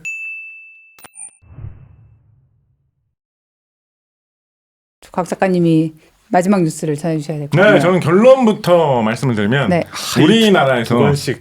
네. 우리나라에서 성층권을 태양광을 받아가지고 계속 태양광을 받으니까 연료가 없이 전기를 계속 받겠죠. 네. 그래서 공중에서 계속 전기를 받아가지고 계속 공중에 떠다니는 그런 비행기를 만들어서 성층권 아주 높은 고도죠. 거기에 띄워두는 그런 거를 개발하기로 했다. 그래서 항우연에서 예산을 잡아가지고 한 몇 년 열심히 투자해가지고 연구를 할 거다라는 기사가 일주일 전에 각 언론에서 쭉 나왔는데 드론 그 같은 이야기. 거죠. 네, 맞습니다. 네네. 드론이라기보다는 일반적인 비행기하고 더 그런가요? 비슷한 모양이에요. 아. 이게 전기로 움직인다는 면에서 이제 뭐 드론이라고 볼 수도 있는데 날개가 중요합니다. 회전하는 드론이라고 하면 흔히 이제 이렇게 회전하는 날개를 많이 그쵸. 이용하잖아요. 네네. 쿼드콥터라고 하죠. 네네 그, 그런 거를 보통 드론이라고 하잖아요. 약간 그런 헬리콥터 같이 생긴 네네. 그런 프로펠러 같은 거. 있는데. 회전하는 그 날개의 힘으로 위로 떠오르는. 그런데 이번에 만드는 이거는 뭐 드론이라는 이름으로도 사실- 우리나라에서 많이 부르고 있는데요. 사실 무인기를 드론이라고도 하니까요. 그냥 그러니까요. 무인기를. 예. 그래서 드론이라고 하고 있는데 그 느낌의 드론보다는 그냥 이렇게 일반적인 비행기 모양에 더 가까운 그런 쪽으로 개발될 것 같은 그런 것을 만들어가지고 예전에 이런 컨셉 비행기 중에 솔라임펄스라고 맞습니다. 세계 일주한 거 있지 않습니까? 맞습니다. 네, 그거 같은- 예전에 여기서 다뤘던 것 같은데. 얘기했던 네네네. 같은 느낌의 제품을 만드는 건데 근데 이거 성층권까지 간다. 그렇습니다. 성층권 위로 올릴 것을 생각을 하고 있고 되나? 성능은 한 20kg 이상의 무게를 들고 20kg 정도의 사람은 못하는 거죠. 20kg이면 정도. 몇 근이죠? 하지 말라고. 20kg 정도를 네. 싣고 한 번 올라가면 30일 이상 성층권에서 계속 떠돌아 다닌다. 라는 거를 만들겠다라는 야심찬 계획을 발표했다라는 소식입니다. 이게 그냥 간단히 생각해서 그냥 기본적으로 생각해서 이게 낮 동안에 그 태양광을 받아가지고 성층권이니까 뭐 구름은 없을 거고 태양광을 받아가지고 이제 그 동력으로 움직여야 되잖아요. 그리고 그 동력만큼을 또 배터리에 계속 저장을 해야 돼요. 그래야 밤에 날 수 있잖아요. 그러게요. 그러니까 이거 쉽지 않을 텐데. 간단한 얘기는 아니군요. 그렇습니다. 그 이거는 그러면 뭐 어디부터 어디까지 뭐를 배달하고 이런 게 아니라 그냥 계속 돌면서 감시 같은 거 하는 거겠네요. 그렇습니다. 주 목적은 배달이 아니라 감시입니다. 감시. 주석궁에 감시 아니야. 또 그렇게 갑자기 뭐 그렇게 네. 감시가 뭐 그런 감시로 활용할 수 있겠죠 물론. 또 보도자료는 그러면 주석궁에 지읒도 안 나왔어요. 그렇지만 만약에 이게 개발되면 그런 용도로 쓸 수도 있겠죠. 감시가 이제 그런 쪽 감시보다는 어떤 거 많이 이야기하고 있냐면 요즘에 이 이야기 딱 나오면서 뭐 제일 먼저 얘기했겠습니까? 사람들이 산불 감시하는 데 이거 쓸 수 있다. 그 다음에 또 뭐 얘기하고 있냐면 바다 위를 계속 관찰하면서 딴 나라의 어선들, 딴 나라의 밀수선들이 우리나라의 영해로 들어와가지고 나쁜 짓을 하는 이런 거를 감시하는 용도로 쓸 수 있다. 해적 같은 거. 그렇죠. 뭐 그런 이야기 가끔 나오잖아요. 뭐 어느 나라에 있는 무슨 뭐 맞아요. 어선들이 와가지고 우리나라에 뭐 꽃게를 쓸어 간다더라, 물고기를 쓸어 간다더라 이런 거 나오잖아요. 근데 그거를 뭐 어떻게 바다 뭐 저편에서 하는 거를 누가 그걸 항상 감시하고 있습니까? 뭐 해경 같은 분들이 뭐 배를 타고 돌아다니면서 본다고 해도 한계가 있지. 도망다니면서 하면. 이렇게 특정 국가를 언급하기 어려울 때는 특히 이렇게 어선이나 이런 걸 때는 율도국 어선 이런 식으로 얘기하면 편하더라고요. 그니 얘기할 때부터 율도국에서 그렇죠. 또 어떤 경우에 사용을 할 수 있다고 이야기하고 있느냐. 바다의 오염 정도를 이걸로 감시를 하겠다. 그럴 수 바다의 있겠네요. 탁도가 변한다거나 혹은 뭐 적조 같은 게 발생을 한다거나 하는 것을 감시하는 용도로 사용을 할 수가 있다라고 하는데 그러면 이건 한 번 띄워놓으면 영원히 계속 30일. 30일 어려울 거예요. 네. 그거 어려울 거예요. 30일 정도 활동한 다음에 내려와가지고 다시 정비받고 좀 더 충전도 좀 하고 그리고 또 올라가고 하는 그런 방식이죠. 근데 이런 용도로 이렇게 감시 관찰하기 위해서 종래에 굉장히 많이 사용하던 장비가 있습니다 이미. 네. 기구. 라디오 존대. 그런 거 아닌가요? 좀 더 쓰세요. 라디오 라디오 전데 좋았어요. 더 그렇죠? 쓰세요. 인공위성. 인공위성. 네. 인공위성으로 이런 걸 많이 하잖아요. 우주에서 내려다보면서 모두 네, 측정하고 모두 그러게요. 보고 그러네요. 감시하고 한다고. 이거는 인공위성에 비해서 엄청난 장점이 두 가지가 있습니다. 일단 엄청난 장점 두 가지 뭘까요? 뭐 싸운 거, 위아래로. 싼 거. 싼 거. 한 곳에 돌 수 있잖아요.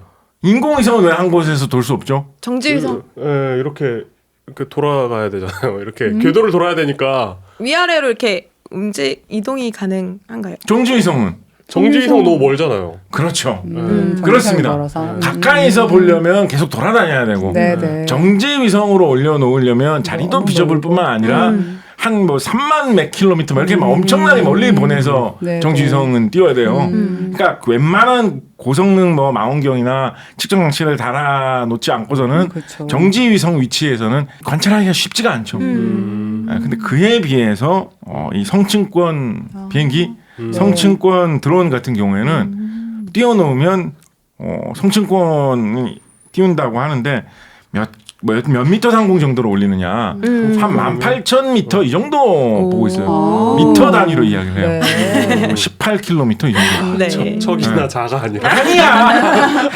작가님 진정하세요. 근데 진짜 무슨 항공기 무슨 관제 이런 거 할 때는 뭐 5만 피트로 상승해라 뭐 이러잖아요. 그러니까. 그걸 피트는 척으로 바꿀 수 있지 않아요? 아니야. 그거랑 없애야 된다고 생각해요. 네. 없어야죠. 피트로 항공 분야에서만 이상하게 피트 많이 그렇죠. 써거든요. 없애야 된다고 생각하는데 근데 이런 게 또 쉽지 않고 이게 안전하고 맞아요. 관련된 문제니까 혹시 함부로 바꿨다가 무슨 큰일 날까봐 그거 사고 있어요. 캐나다에선가 그 사고 있어요. 제가 그 다큐 재밌어가지고 봤는데 갤런 리터 헷갈려가지고 연료 적게 넣어가지고 비행기 추락한 사고 있어요. 맞아요. 그러니까 그런 거 쉽지 않죠.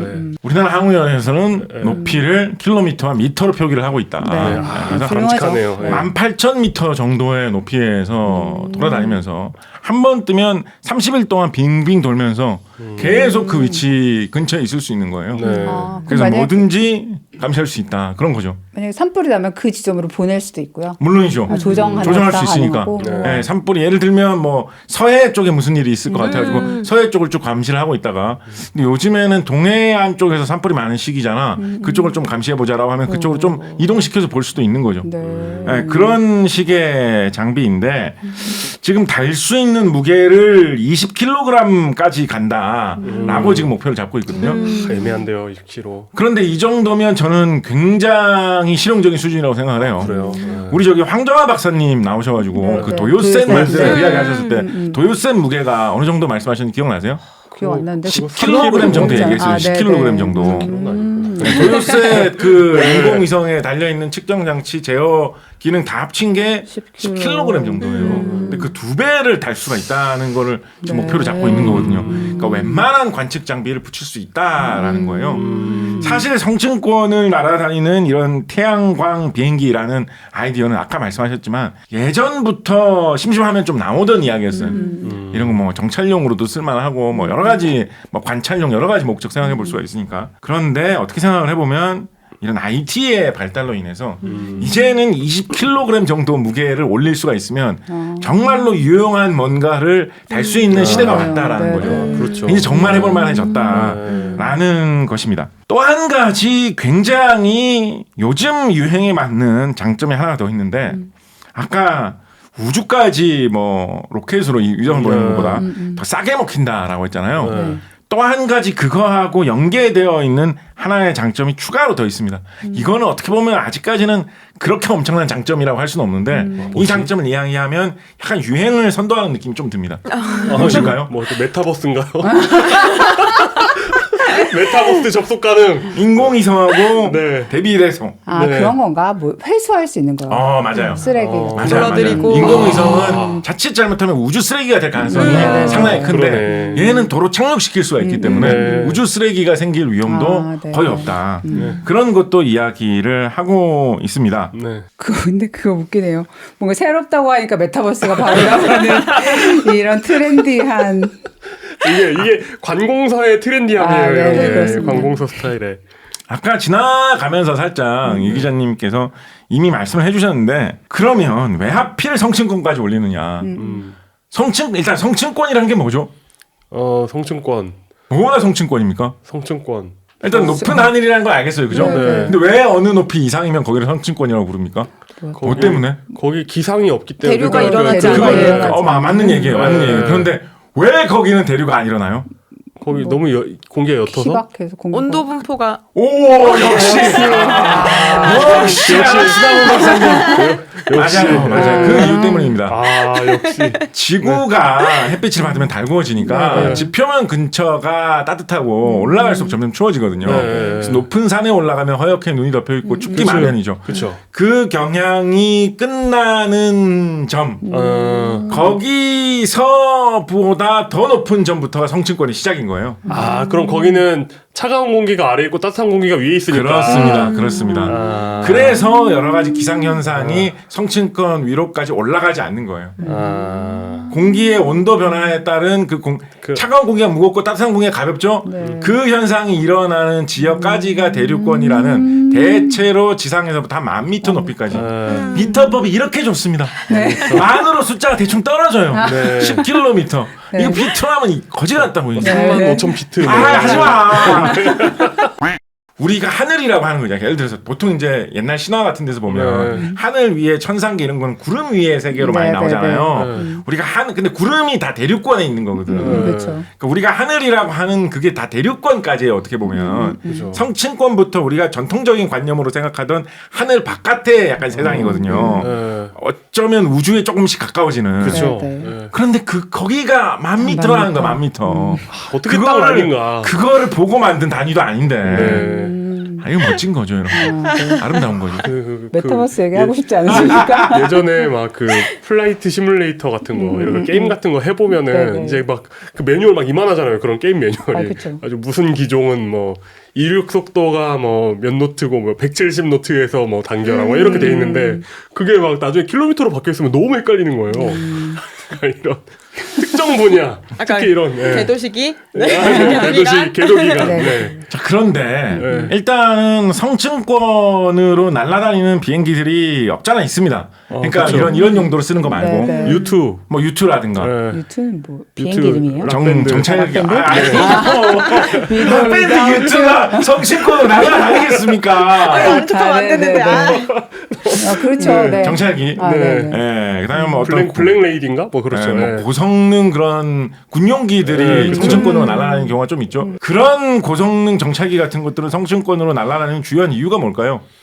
거기는 그거 때문입니다. 그 뭐지 국제법상 영공이 아니기 때문입니다. 그런 이유도 있기는 있겠지만 아닌가? 다른 이유도 저는 또 좀 중요할 거라고 생각을 하는데 네. 일단은 아까 그 영공은 이야기 맞나? 살짝 나왔는데 네. 공기가 희박하기 때문에 공기의 저항이 좀 적어가지고 연료만 팍팍 쓰면 고속으로 날아다니기에 좀 유리하죠. SR-71? 예. 그 때문인지 아닌지는 모르겠습니다만 네. 이것도 참 뭐 이런 말 요즘에 약간 유행어처럼 많이 나오는데 좀 오래된 과거 뭐 이런 말 있잖아요. 아니 오래된 미래. 과거 다 오래된 과거는 다 과거. 베트남은 베트남은 오래된 과거고. 오래된 미래. 네. 옛날에 진짜 이게 미래 기술 같은 최첨단 장비였는데 2000년대 90년대 이 무렵에 싹 없어진 게 콩코드라고 하는 비행기가 있었죠. 그렇죠. 콩코드 우리는 알죠. 우리는 알아요. 우리 시청자분들도 콩코드 아십니까? 콩코드 차도 있었잖아요. 차. 아닌가? 자동차. 왜 저래? 아닌가? 뭐야? 콩코드 뭐죠? 콩코드는 뭐랄까? 뭐 좋아. 그 엄청 빠른 비행기. 그렇죠. 네, 뉴욕과 런던을 몇 분이었죠? 마하 2.02. 1시간 네. 한 뭐 정도. 플래프 143가 뭐 그런 것도 네. 있었죠. 네. 네. 그래서 그렇게 빨리 다니던 비행기가 있었습니다. 초음속으로 네. 날아다니는 그런 여객기였죠. 여객기였습니다. 네. 맞아요. 단순히 뭐 군용기 이런 게 아니라 저 여객기였죠. 어렸을 때 제가 나이가 들면 그걸 한번 타볼 수 있을 줄 알았는데. 그래서 그때 당시에 콩코드에서 근무했던 그런 분들이 쓴 회고록 같은 걸 보면 네. 거기가 진짜 미래였다고. 맞아. 근처에 자기들하고 같은 고도에 같은 높이에서 날아다니던 조종사들이 아까 말씀하신 그 SR-71이라든가 U2 이런 정찰기 조종하는 그런 군용기 조종사들이 특수임무를 하면서 날아다니는 그 속도의 그 고도였거든요. 그 사람들은 당연히 특수임무 수행하고 있으니까 막 산소 호흡기 이런 거 다 끼고 막 이러면서 막 날아다니고. 우주복. 그런데 그 옆에서 나란히 콩코드가 날아다니고 있는데 이렇게 와인 거기서 마시면서. 승객이 와인을 마시면서 옆에 창문을 보면 유튜가 날아가는 그런 곳이었다라는 거예요. 그러니까요. 그러니까 없어졌죠. 뭐 돈도 너무 많이 들고 의외로 안전 문제도 좀 있는 것 같아요. 네. 큰 없어져버렸는데. 사고를 몇 번 쳤죠. 그래요? 그래서 성층권은 뭐 일단 그런 식의 장점도 있는 것 같습니다. 우리 임무에서는 어떤 점이 장점이라고 보고 성층권을 특히 더 이용하려고 할까요? 아까 살짝 지나가면서 얘기하셨어요, 이용 기자님이. 제가요? 네. 제가 뭘 얘기하겠죠? 그래서 왜 그냥 높이만 보내면 되잖아요, 그죠? 네. 그러면 뭐 꼭 굳이 성층권 위로 올릴 필요 있느냐? 한 6,000m 높이까지만 올려도 되잖아요. 주석공? 잠깐만요. 뭐지? 왜 성층권까지 굳이 올릴까요? 왜 성층권까지 왜 올릴까요? 아, 그 날씨. 맞아요. 날씨. 날씨의 영향에서 벗어날 수 있는 벗어나서? 높이에요. 항상 비행기나 항공 임무를 수행하려다 보면 날씨가 골치 아프죠. 그렇죠. 뭐 너무 폭풍이 심해가지고 비행기를 못 띄운다. 그쵸. 비가 너무 안개가 너무 많이 껴서 성층권 위로 올라가면 그런 게 일체 없어요. 다 그런 밑에 있는 그 아래 세계에서 다 벌어지는 일인 거예요. 성층권으로 일단 띄어 올려 놓기만 하면 배터리가 다 달할 때까지는 유유히 그 위를 떠돌 수가 있는 거죠. 거기 뭐 제트기류 이런 것도 없어요? 아무것도 그런 거 없어요? 없어요. 없어요. 해결해야 될 문제는 무엇이냐? 해결해야 될 문제. 네. 몇 가지 문제들이 있습니다. 첫 번째 일단 뭐 당연하게 우리가 생각해 볼 수 있는 문제로 고성능 배터리가 일단 있어야 됩니다. 아까 방금 말씀하셨던 대로 충전은 낮에만 할 수 있어요. 그죠? 그렇죠. 근데 낮에는 노느냐? 낮에도 날아야 낮에도 떠 있긴 떠 있어야 돼요. 그렇죠. 그러니까 낮에 자기를 띄울 만한 전력은 계속 소모를 하면서도 밤에는 떠 다닐 만한 전기를 저장까지 해야 되는 거예요. 충전을 날면서 쓰는 에너지의 2배를 충전할 수 있어야 돼요. 그나마 밤낮의 길이가 같을 때 그런 거죠. 아, 그렇죠. 그러네요. 겨울에는 더 혹독하겠죠, 그죠? 네. 그래서 배터리가 좋은 배터리가 있어야 돼요. 무슨 어떤 과학이 필요하겠습니까? 화학이 매우 필요하다. 네. 정말로 본격적인 화학 연구를 많이 해가지고 뭐 그런 얘기도 있어요. 통상적으로 사용되는 리튬 이온 배터리 말고 리튬 황 배터리 같은 걸 한번 시도해 보자. 약간 리튬 황 배터리만 해도 상당히 다른 방식입니다. 네. 지금의 리튬 이온 배터리를 쓰면서 거기다 뭐 물질 몇 개 추가하고 이런 형식이 좀 아닙니다. 그런 거를 쓰는 게 오히려 낫지 않느냐 아예 다른 발상도 무언가. 있고. 네, 더군다나 여기에서 추가로 어떤 문제가 더해지냐면 배터리를 고민할 때 배터리 되게 좋은 배터리를 만든 것 같아요. 그래가지고 이 정도면 밤새도록 끝도 없어라고 하면서 공중에 딱 올렸는데 어떤 문제가 발생할 수 있느냐. 배터리에 큰 문제를 미칠 만한 현상 선층권까지 올라갔을 때 뭐가 있을까요? 우주선. 그런 거 말고 태양. 더 좀 별거 아닌 것 같은데 이거 그렇네 싶은 게 있어요. 배터리가 온도가 낮으면은 맞아요. 생활이 떨어지죠. 맞아요. 배터리가 온도가 낮으면 잘 작동이 안 되고 좀 잘 죽죠. 그렇죠. 네네네. 우리 일상에서도 겪는 거잖아요. 겨울에 맞아요. 네. 겨울에 성층권으로 빨리 이 정도 한 18km 상고 18,000m까지 올리면 영하 70도 정도까지도 각오를 해야 된대요. 힘들겠네. 힘들어. 네. 영하 70도 온도에서 배터리가 잘 작동해줘야 된다. 라는 거를 극복하는 화학이 필요한 거죠. 우리. 충전은커녕 이렇게 전기라도 잘 나오면 다행인 그런. 그렇군요. 이러면 이제 영하 70도에서 생존하고 있는 생물체에서 영감을 얻어야겠군요. 그런 게 있다면. 뭐 물곰들이 약간 무시했는데 지금.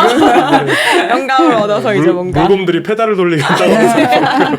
당연히 태양 전지도 가장 가볍고 효율이 가장 좋은 걸 붙여야 됩니다. 네. 그러겠네요. 오래 떠 있어야 되고, 그 몸집이 가볍고 날개는 커야겠죠. 그 날개가 크면 클수록, 그러니까 날개가 얇고 동체는 아주 조그만한데 날개가 면적만 굉장히 커야지 거기에 또 태양 전지도 많이 갖다 바를 수가 있습니다. 그리고 태양 전지의 넓이가 넓을수록 전력은 더 많이 얻을 수 있는 거니까 최대한 그렇게 만들겠죠, 그죠? 그래서 통상 이런 비행기들은 날개 길이를 이게 10kg, 20kg 요 정도 무게 실는 거 생각하고 있잖아요. 그런데 날개 길이를 어느 정도로 만드느냐? 어느 정도로 만들 것 같습니까? 1, 20m 해야 되지 않을까요? 20m 정도로 만듭니다. 참고로 우리나라에서 약간 그 공격기 겸용 뭐 훈련기로 사용하고 있는 FA. 국산 전투기 FA-50 같은 경우에 날개 길이가 한 10m가 안 돼요. 그런데 그 전투기에 무장을 톤 단위로 답니다. 무기 폭탄 이런 거는 막 몇백 킬로그램씩 막 답니다. 근데 제가 방금 아까 날개 폭이 얼마나 될 것 같아요라고 해서 1, 20m라고 했는데 너무 비겁한 것 같아요. 1, 20m는 너무 작은 것 같아요. 미터로 얘기해줬잖아. 진짜 엄청 관대해졌어요. 미터로만 얘기해도 수십 미터. 그래서 폭탄을 주렁주렁 달고 다니는 비행기보다 폭을 2배 이상 더 크게 만드는데 싣고 다닐 수 있는 건 20kg. 이런 식으로 만들어야지 그 높은 하늘로 올릴 수가 있는 거죠. 그러면 그런 비행기들은 활주로가 있어야 뜰 수 있는 건가요? 물론이죠. 그렇군요. 네. 이렇게 수직 이착륙 이렇게 하는 게 아니군요. 뭐 그렇게 잘 만들면 뭐 그렇게 설계할 수도 있겠는데 아직까지 뭐 그 정도로까지 무리할 필요는 없을 것 같고요. 그래서 그렇게 아주 비행기가 가늘고 얇게 생겼는데 날개만 엄청 긴 그런 모양으로 만들어가지고 이제 날아다니게 될 것입니다. 약간 오모아모아 막 이런 게 나와요. 약간 좀 무슨 아주 특이하게 생긴 백조라든가 기러기 같은 그런 느낌도 왠지 좀 들고요. 보면 약간 그 알바트로스 뭐 그런 느낌도 좀 들고 네. 그런 생각을 들게 하는 그런 비행기입니다. 그래서 개발되어서 여러 가지 용도로 사용을 할 생각인데 지금 세계적으로 어느 정도 실험이 좀 된 기종 같은 경우에 유럽의 에어버스에서 만든 이런 성층권용 무인 태양광 비행기 26일 연속 비행 기록을 갖고 있대요. 와. 상당하죠 이것도. 그러네요. 네, 근데 무게를 실을 수 있는 건 한 5kg 정도예요. 그러니까 아직까지는 좀 실험적인 면이 좀 강한 거예요. 5kg을 할 수 있는 게 많지 않으니까. 근데 이거를 능가하는 걸 한번 만들어 보겠다. 라는 그런 도전을 하고 있는 것입니다. 근데 그런 관측 도구 같은 거 무게는 계속 줄어들고 그러니까요. 네. 그래서 지금 좀 투자할 만한 때가 온 거죠. 네. 아, 어느 걸 사면 됩니까? 권주식 선생님. 나 주식 필요 없어 사실. 권주식. 우리나라에서 이에 관련된 과거의 연구나 기술이 전혀 없었던 것도 아닙니다. EAV3이라고 해가지고 5kg 정도를 싣고 성층권에 실제로 진입해가지고 90분 정도 날고 착륙하는데 성공한 그런 실험을 이미 한 적이 있었어요. 몇 년 전에 이미 한 적이 있었고 그것도 실험도 한 2번 했습니다. 한 번만 한 것도 아니고. 그래서 상당히 이 연구에 대한 경험도 어느 정도 있는데 그때 당시에 뭐 실험이 성공했을 때는 막 이렇게 좋은 그런 소식으로 많이 보도가 됐는데 또 이게 좀 그림이 좀 나오거든요. 희한하게 생긴 뭐 이런 게 지 혼자 하늘에서 막 날아다니고 있다라고 하니까. 그래서 좋은 소식으로 나왔는데 이게 후속 연구가 그때 당시에 쭉 잘 이어지지는 못했던 것 같아요. 그래서 그거에 대한 비판 기사도 좀 매섭게 나온 게 찾아보시면 좀 있습니다. 돈을 뭐 얼마를 들여가지고 이걸 개발했는데 미래의 가치가 있을 만한 그런 연구 사업으로 보이는데 왜 이어지지 않고 이렇게 중간에 뚝 끊어져가지고 그 하늘에 올라왔던 기종이 지금 어디 있는지도 잘 모르겠다. 어디에 전시용으로 그냥 가다 있다고 하는데 맞냐? 뭐 이런 식의 비판 기사도 몇 년 전에 한번 나온 적이 있었거든요. 다시 그 계획의 후계자 계획이 살아난 셈이다라고 할 수가 있겠습니다. 375억 원 정도 지금 예산을 세운 계획이 나왔고요. 그래서 그 다 부분 이제 이야기가 나와 있습니다. 예를 들어서 뭐 추진 장치, 뭐 모터하고 전기를 모터에다 대기 위한 인버터 이런 것들을 어떻게 만들 거냐, 배터리하고 태양 전지를 어떤 거를 배치해가지고 할 거냐, 각각의 연구 분야별로 예산이 배정이 되어 있고 당연히 그런 문제도 고민스러운 문제죠. 18km 떨어진 위치에 비행기를 30일 동안 계속 돌리고 있는데 30일 연속으로 계속 조정할 수 있도록 통신은 계속 돼야 되겠죠. 그것도 그렇죠. 좀 이렇게 데이터를 주고받고 하려면 좀 고속으로 대용량으로 통신이 계속 되고 있어야 되겠죠. 이것도 그렇게 단순한 문제는 아닙니다. 조종사가 조정하고 있는 게 아니라 원격으로 계속 18,000m 위에서 계속 돌리고 있는 거기 때문에 18,000m 위에 20m짜리 비행기를 띄워왔는데 다 끊어졌어요 통신이. 지금 어디로 어떻게 가는지 모르겠어요. 곤란한 거죠 이렇게 되면. 그래서 신뢰성 있는 통신 기술을 개발해가지고 설치하는 것도 중요한 문제고 당연히 그 높이에서 원격으로 조종을 하면서 비행 자체를 잘 조종하고 제어하는 것도 중요한 문제입니다. 그래서 이런 분야로 각기 나뉘어서 예산을 투입하고 있고 아주 긍정적으로 본다면 2020년대 내에 실용화가 돼서 날아다닐 것이다. 뭐 이런 전망까지도 긍정적으로 나올 정도로 뭐 그렇게 되면 뭐 양산을 한다, 뭐 사업화를 한다, 뭐 이런 말까지 나오고 있을 정도로 상당히 좀 긍정적인 이야기는 많이 나오고 있는 사업인데 어떻게 될지는 좀 봐야지 알 것 같기는 합니다만 좀 기대되는 그런 소식이라서 요거를 좀 들고 와봤습니다. 저거도가 참 사실 군사 용도나 첩보 용도로 사용하기 참 매력적인 위치거든요. 왜냐하면 이제 잘 잡히지는 않아요. 그러니까 이렇게 방공망에 잡히기에는 너무 높은 거거든요. 주석국입니까? 그런데 인공위성에서 보는 것보다 훨씬 잘 보여가지고 미국이 정찰기를 포기하지 않고 계속 돌리잖아요. 그러니까 그런 것처럼 주석궁은 아니더라도 예를 들어 사실 진짜 주석궁 이야기는 이 보도자료에서는 진짜 지읒도 안 나오는데 그런 거 생각해 볼 수 있거든요. 휴전선 바로 남쪽에서 북쪽으로 심지어 넘어가지도 않고 바로 남쪽에서 18,000m 상공에서 보면 보이죠? 한참 건너편까지 다 잘 보이거든요. 그럼요. 시뮬레이터 이런 거 해보잖아요. 그러면은 특정 고도로 올라가면 이렇게 이쪽은 동해인데 이쪽은 서해예요. 그러니까 우리나라 그렇게 크지 않습니다. 않으니까 맞아요. 제가 얼마 전에 무슨 그 뉴스를 하나 봤는데, 그러니까 유럽 항공안전국 거기에서 그 기준을 통과하는 플라잉카를 통과시켰다는 얘기가 있더라고요.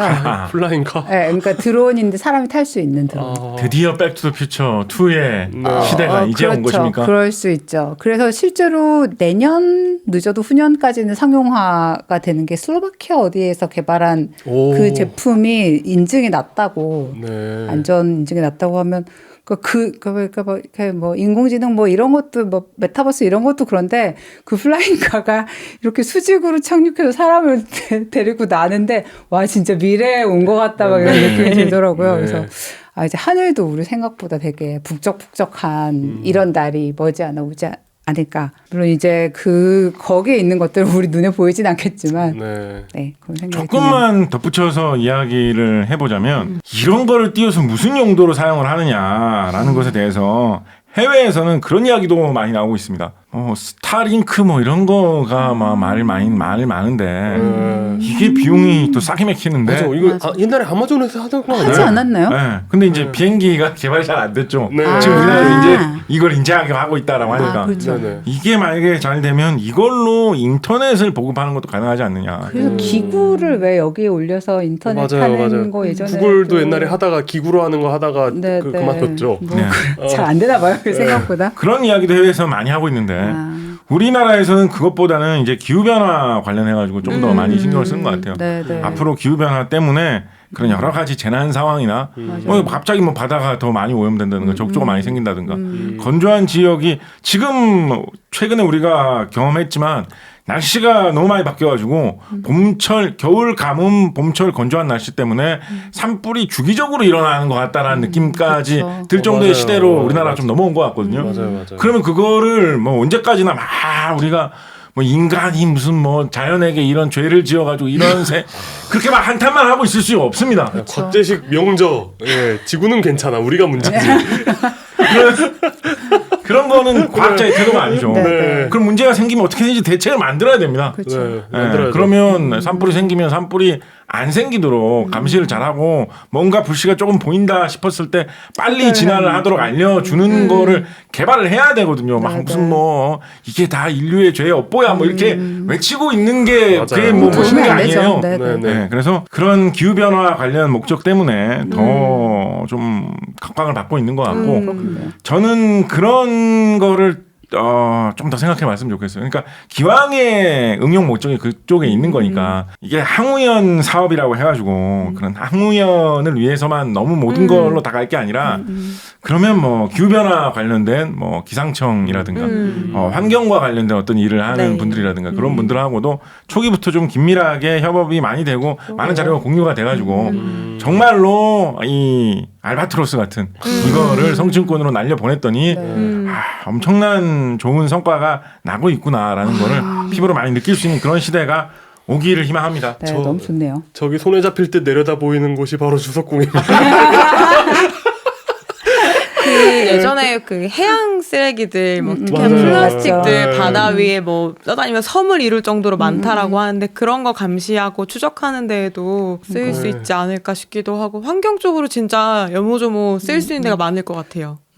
곽 작가님의 명저에도 잘 나와 있듯이 우리가 이제 그 기후변화 때문에 겪을 일들은 이제까지 한 번도 안 겪었던 종류의 일들을 겪게 될 거기 때문에 이 문제에 대비하거나 뭔가 해결하는 방식도 이제까지하고는 조금 다른 방식으로 고민을 해야 되지 않을까 생각을 합니다. 네, 이렇게 해서 4월의 뉴스룸 정리를 해도 될 것 같고요. 저희 간단한 공지사항 있습니다. 저희 K 박사님과 함께 하는 북클럽 모집 받고 있습니다. 책은 그 양자역학을 바탕으로 평행우주 이론이 어떻게 시작되는지에 대한 다세계라는 책인데요. 다세계. 그러니까 책을 읽고 서로 감상을 얘기하는 그런 종류의 북클럽은 아니고요. 박사님이 한 줄 한 줄 이해할 수 있게 도와주는 그런 북클럽입니다. 공부하는 모임이군요. 네, 일단 줌으로 신청을 받고 있고요. 북클럽이지만 박사님이 읽으시는군요. 네, 그렇습니다. 저희 가만히 있으려고요. 나머지는 듣고. 네, 잘 듣고. 저희 예전에 오디오북과는 뭐가 다른가요? 오디오북으로는 사실 듣는다고 저희가 이해를 하는 게 아니기 때문에 이 그렇죠. 책이 사실 네. 조금 어려워요. 근데 최근에 특히 마블 유니버스가 확대되면서 이 평행우주에 대한 이해가 어떤 SF를 쓰는데 굉장히 중요한 이런 시대가 됐기 때문에 멀티 유니버스. 네, 그렇죠. 뭔가 이해를 하고 SF를 즐기는데 기본이 되기 때문에 이 클럽이 그런 것을 노력하지 않고 얻을 수 있게 도와주지 않을까 생각이 들고요. 옛날 고대 그리스 로마 같은 곳에서 네. 하늘에 있는 수많은 별을 천문학자들이 세고 있으면 이제 후배 천문학자가 이제 선배 천문학자에게 도대체 별을 얼마나 세야 됩니까? 아, 까먹었잖아 너 때문에. 그러면 선배 천문학자가 네. 다 세 개. 차라리 까먹었잖아. 이해 제가 나온 것 같은데요. 네. 네, 그래서 다 세계에 대한 얘기, 그렇습니다. 평행우주 다 세계. 얘기고 재밌을 것 같아요. 책 저 좀 봤는데 사실 좀 약간 부담스러워요. 어려운 책인데 K 박사님이 왠지 설명을 해주면 뭐든지 이해할 수 있다라는 느낌으로 제가 브라이언 그리는 책도 하나 읽었다는 느낌을 갖고 있기 때문에 특히 그 K 박사님께서 그 어떤 이해했다는 듯한 느낌을 주시는데 네. 완전 불사지 않습니까? 네, 완전. 그렇죠. 네. 그래서 지금 북클럽 신청 받고 있고요. 원래 저희가 이 북클럽 사람들 대상으로만 진행했었는데 이 강좌는 비회원 유료 강좌로도 진행을 하고 있습니다. 저희 사이트에 가서 가격을 보시면 그냥 사람들을 하는 게 낫겠다 이런 생각이 드실 것 같기는 하고요. 네, 저희 다음 주에는 파토님과 K 박사님과 저희 M 박사님과 함께 천문학자들이 방송될 예정입니다. 파토님은 또 그 사이에 확진이 되었다가 네, 격리 해제가 되는 일을 겪으셨습니다. 네. 57분 파토 정보. 네네네. 병원 정보. 네, 병원 57분 정보. 병원 정보. 그래서 이제 완쾌하고 돌아오시는 파토님들 많이 기대해 주시고요. 저희는 그러면 정말 그렇게 사람이 걸릴 수 있는 모든 병에 다 걸린 사람 처음 보는 것 같아요. 조금 뭔가 약간 이상한 느낌이었죠. 지금까지. 네. 보통 이제 감기 같은 거 자주 걸리면 덜 걸린다는 얘기도 있고, 뭐 혈액형이 O형이면 덜 걸린다는 얘기도 있고, 다 소용없고요. 파토님 앞에서는. 네, 일단은 다 완쾌되셨으니 다음 주에 뵐 수 있을 것 같습니다. 여러분들은 지금 봄을 한참 즐기시고 계시겠지만, 어쨌든 다음 주에 다시 찾아뵙도록 하겠습니다. 그러면 안녕히 계세요. 감사합니다. 안녕히 계세요. 과학하고 앉아있네.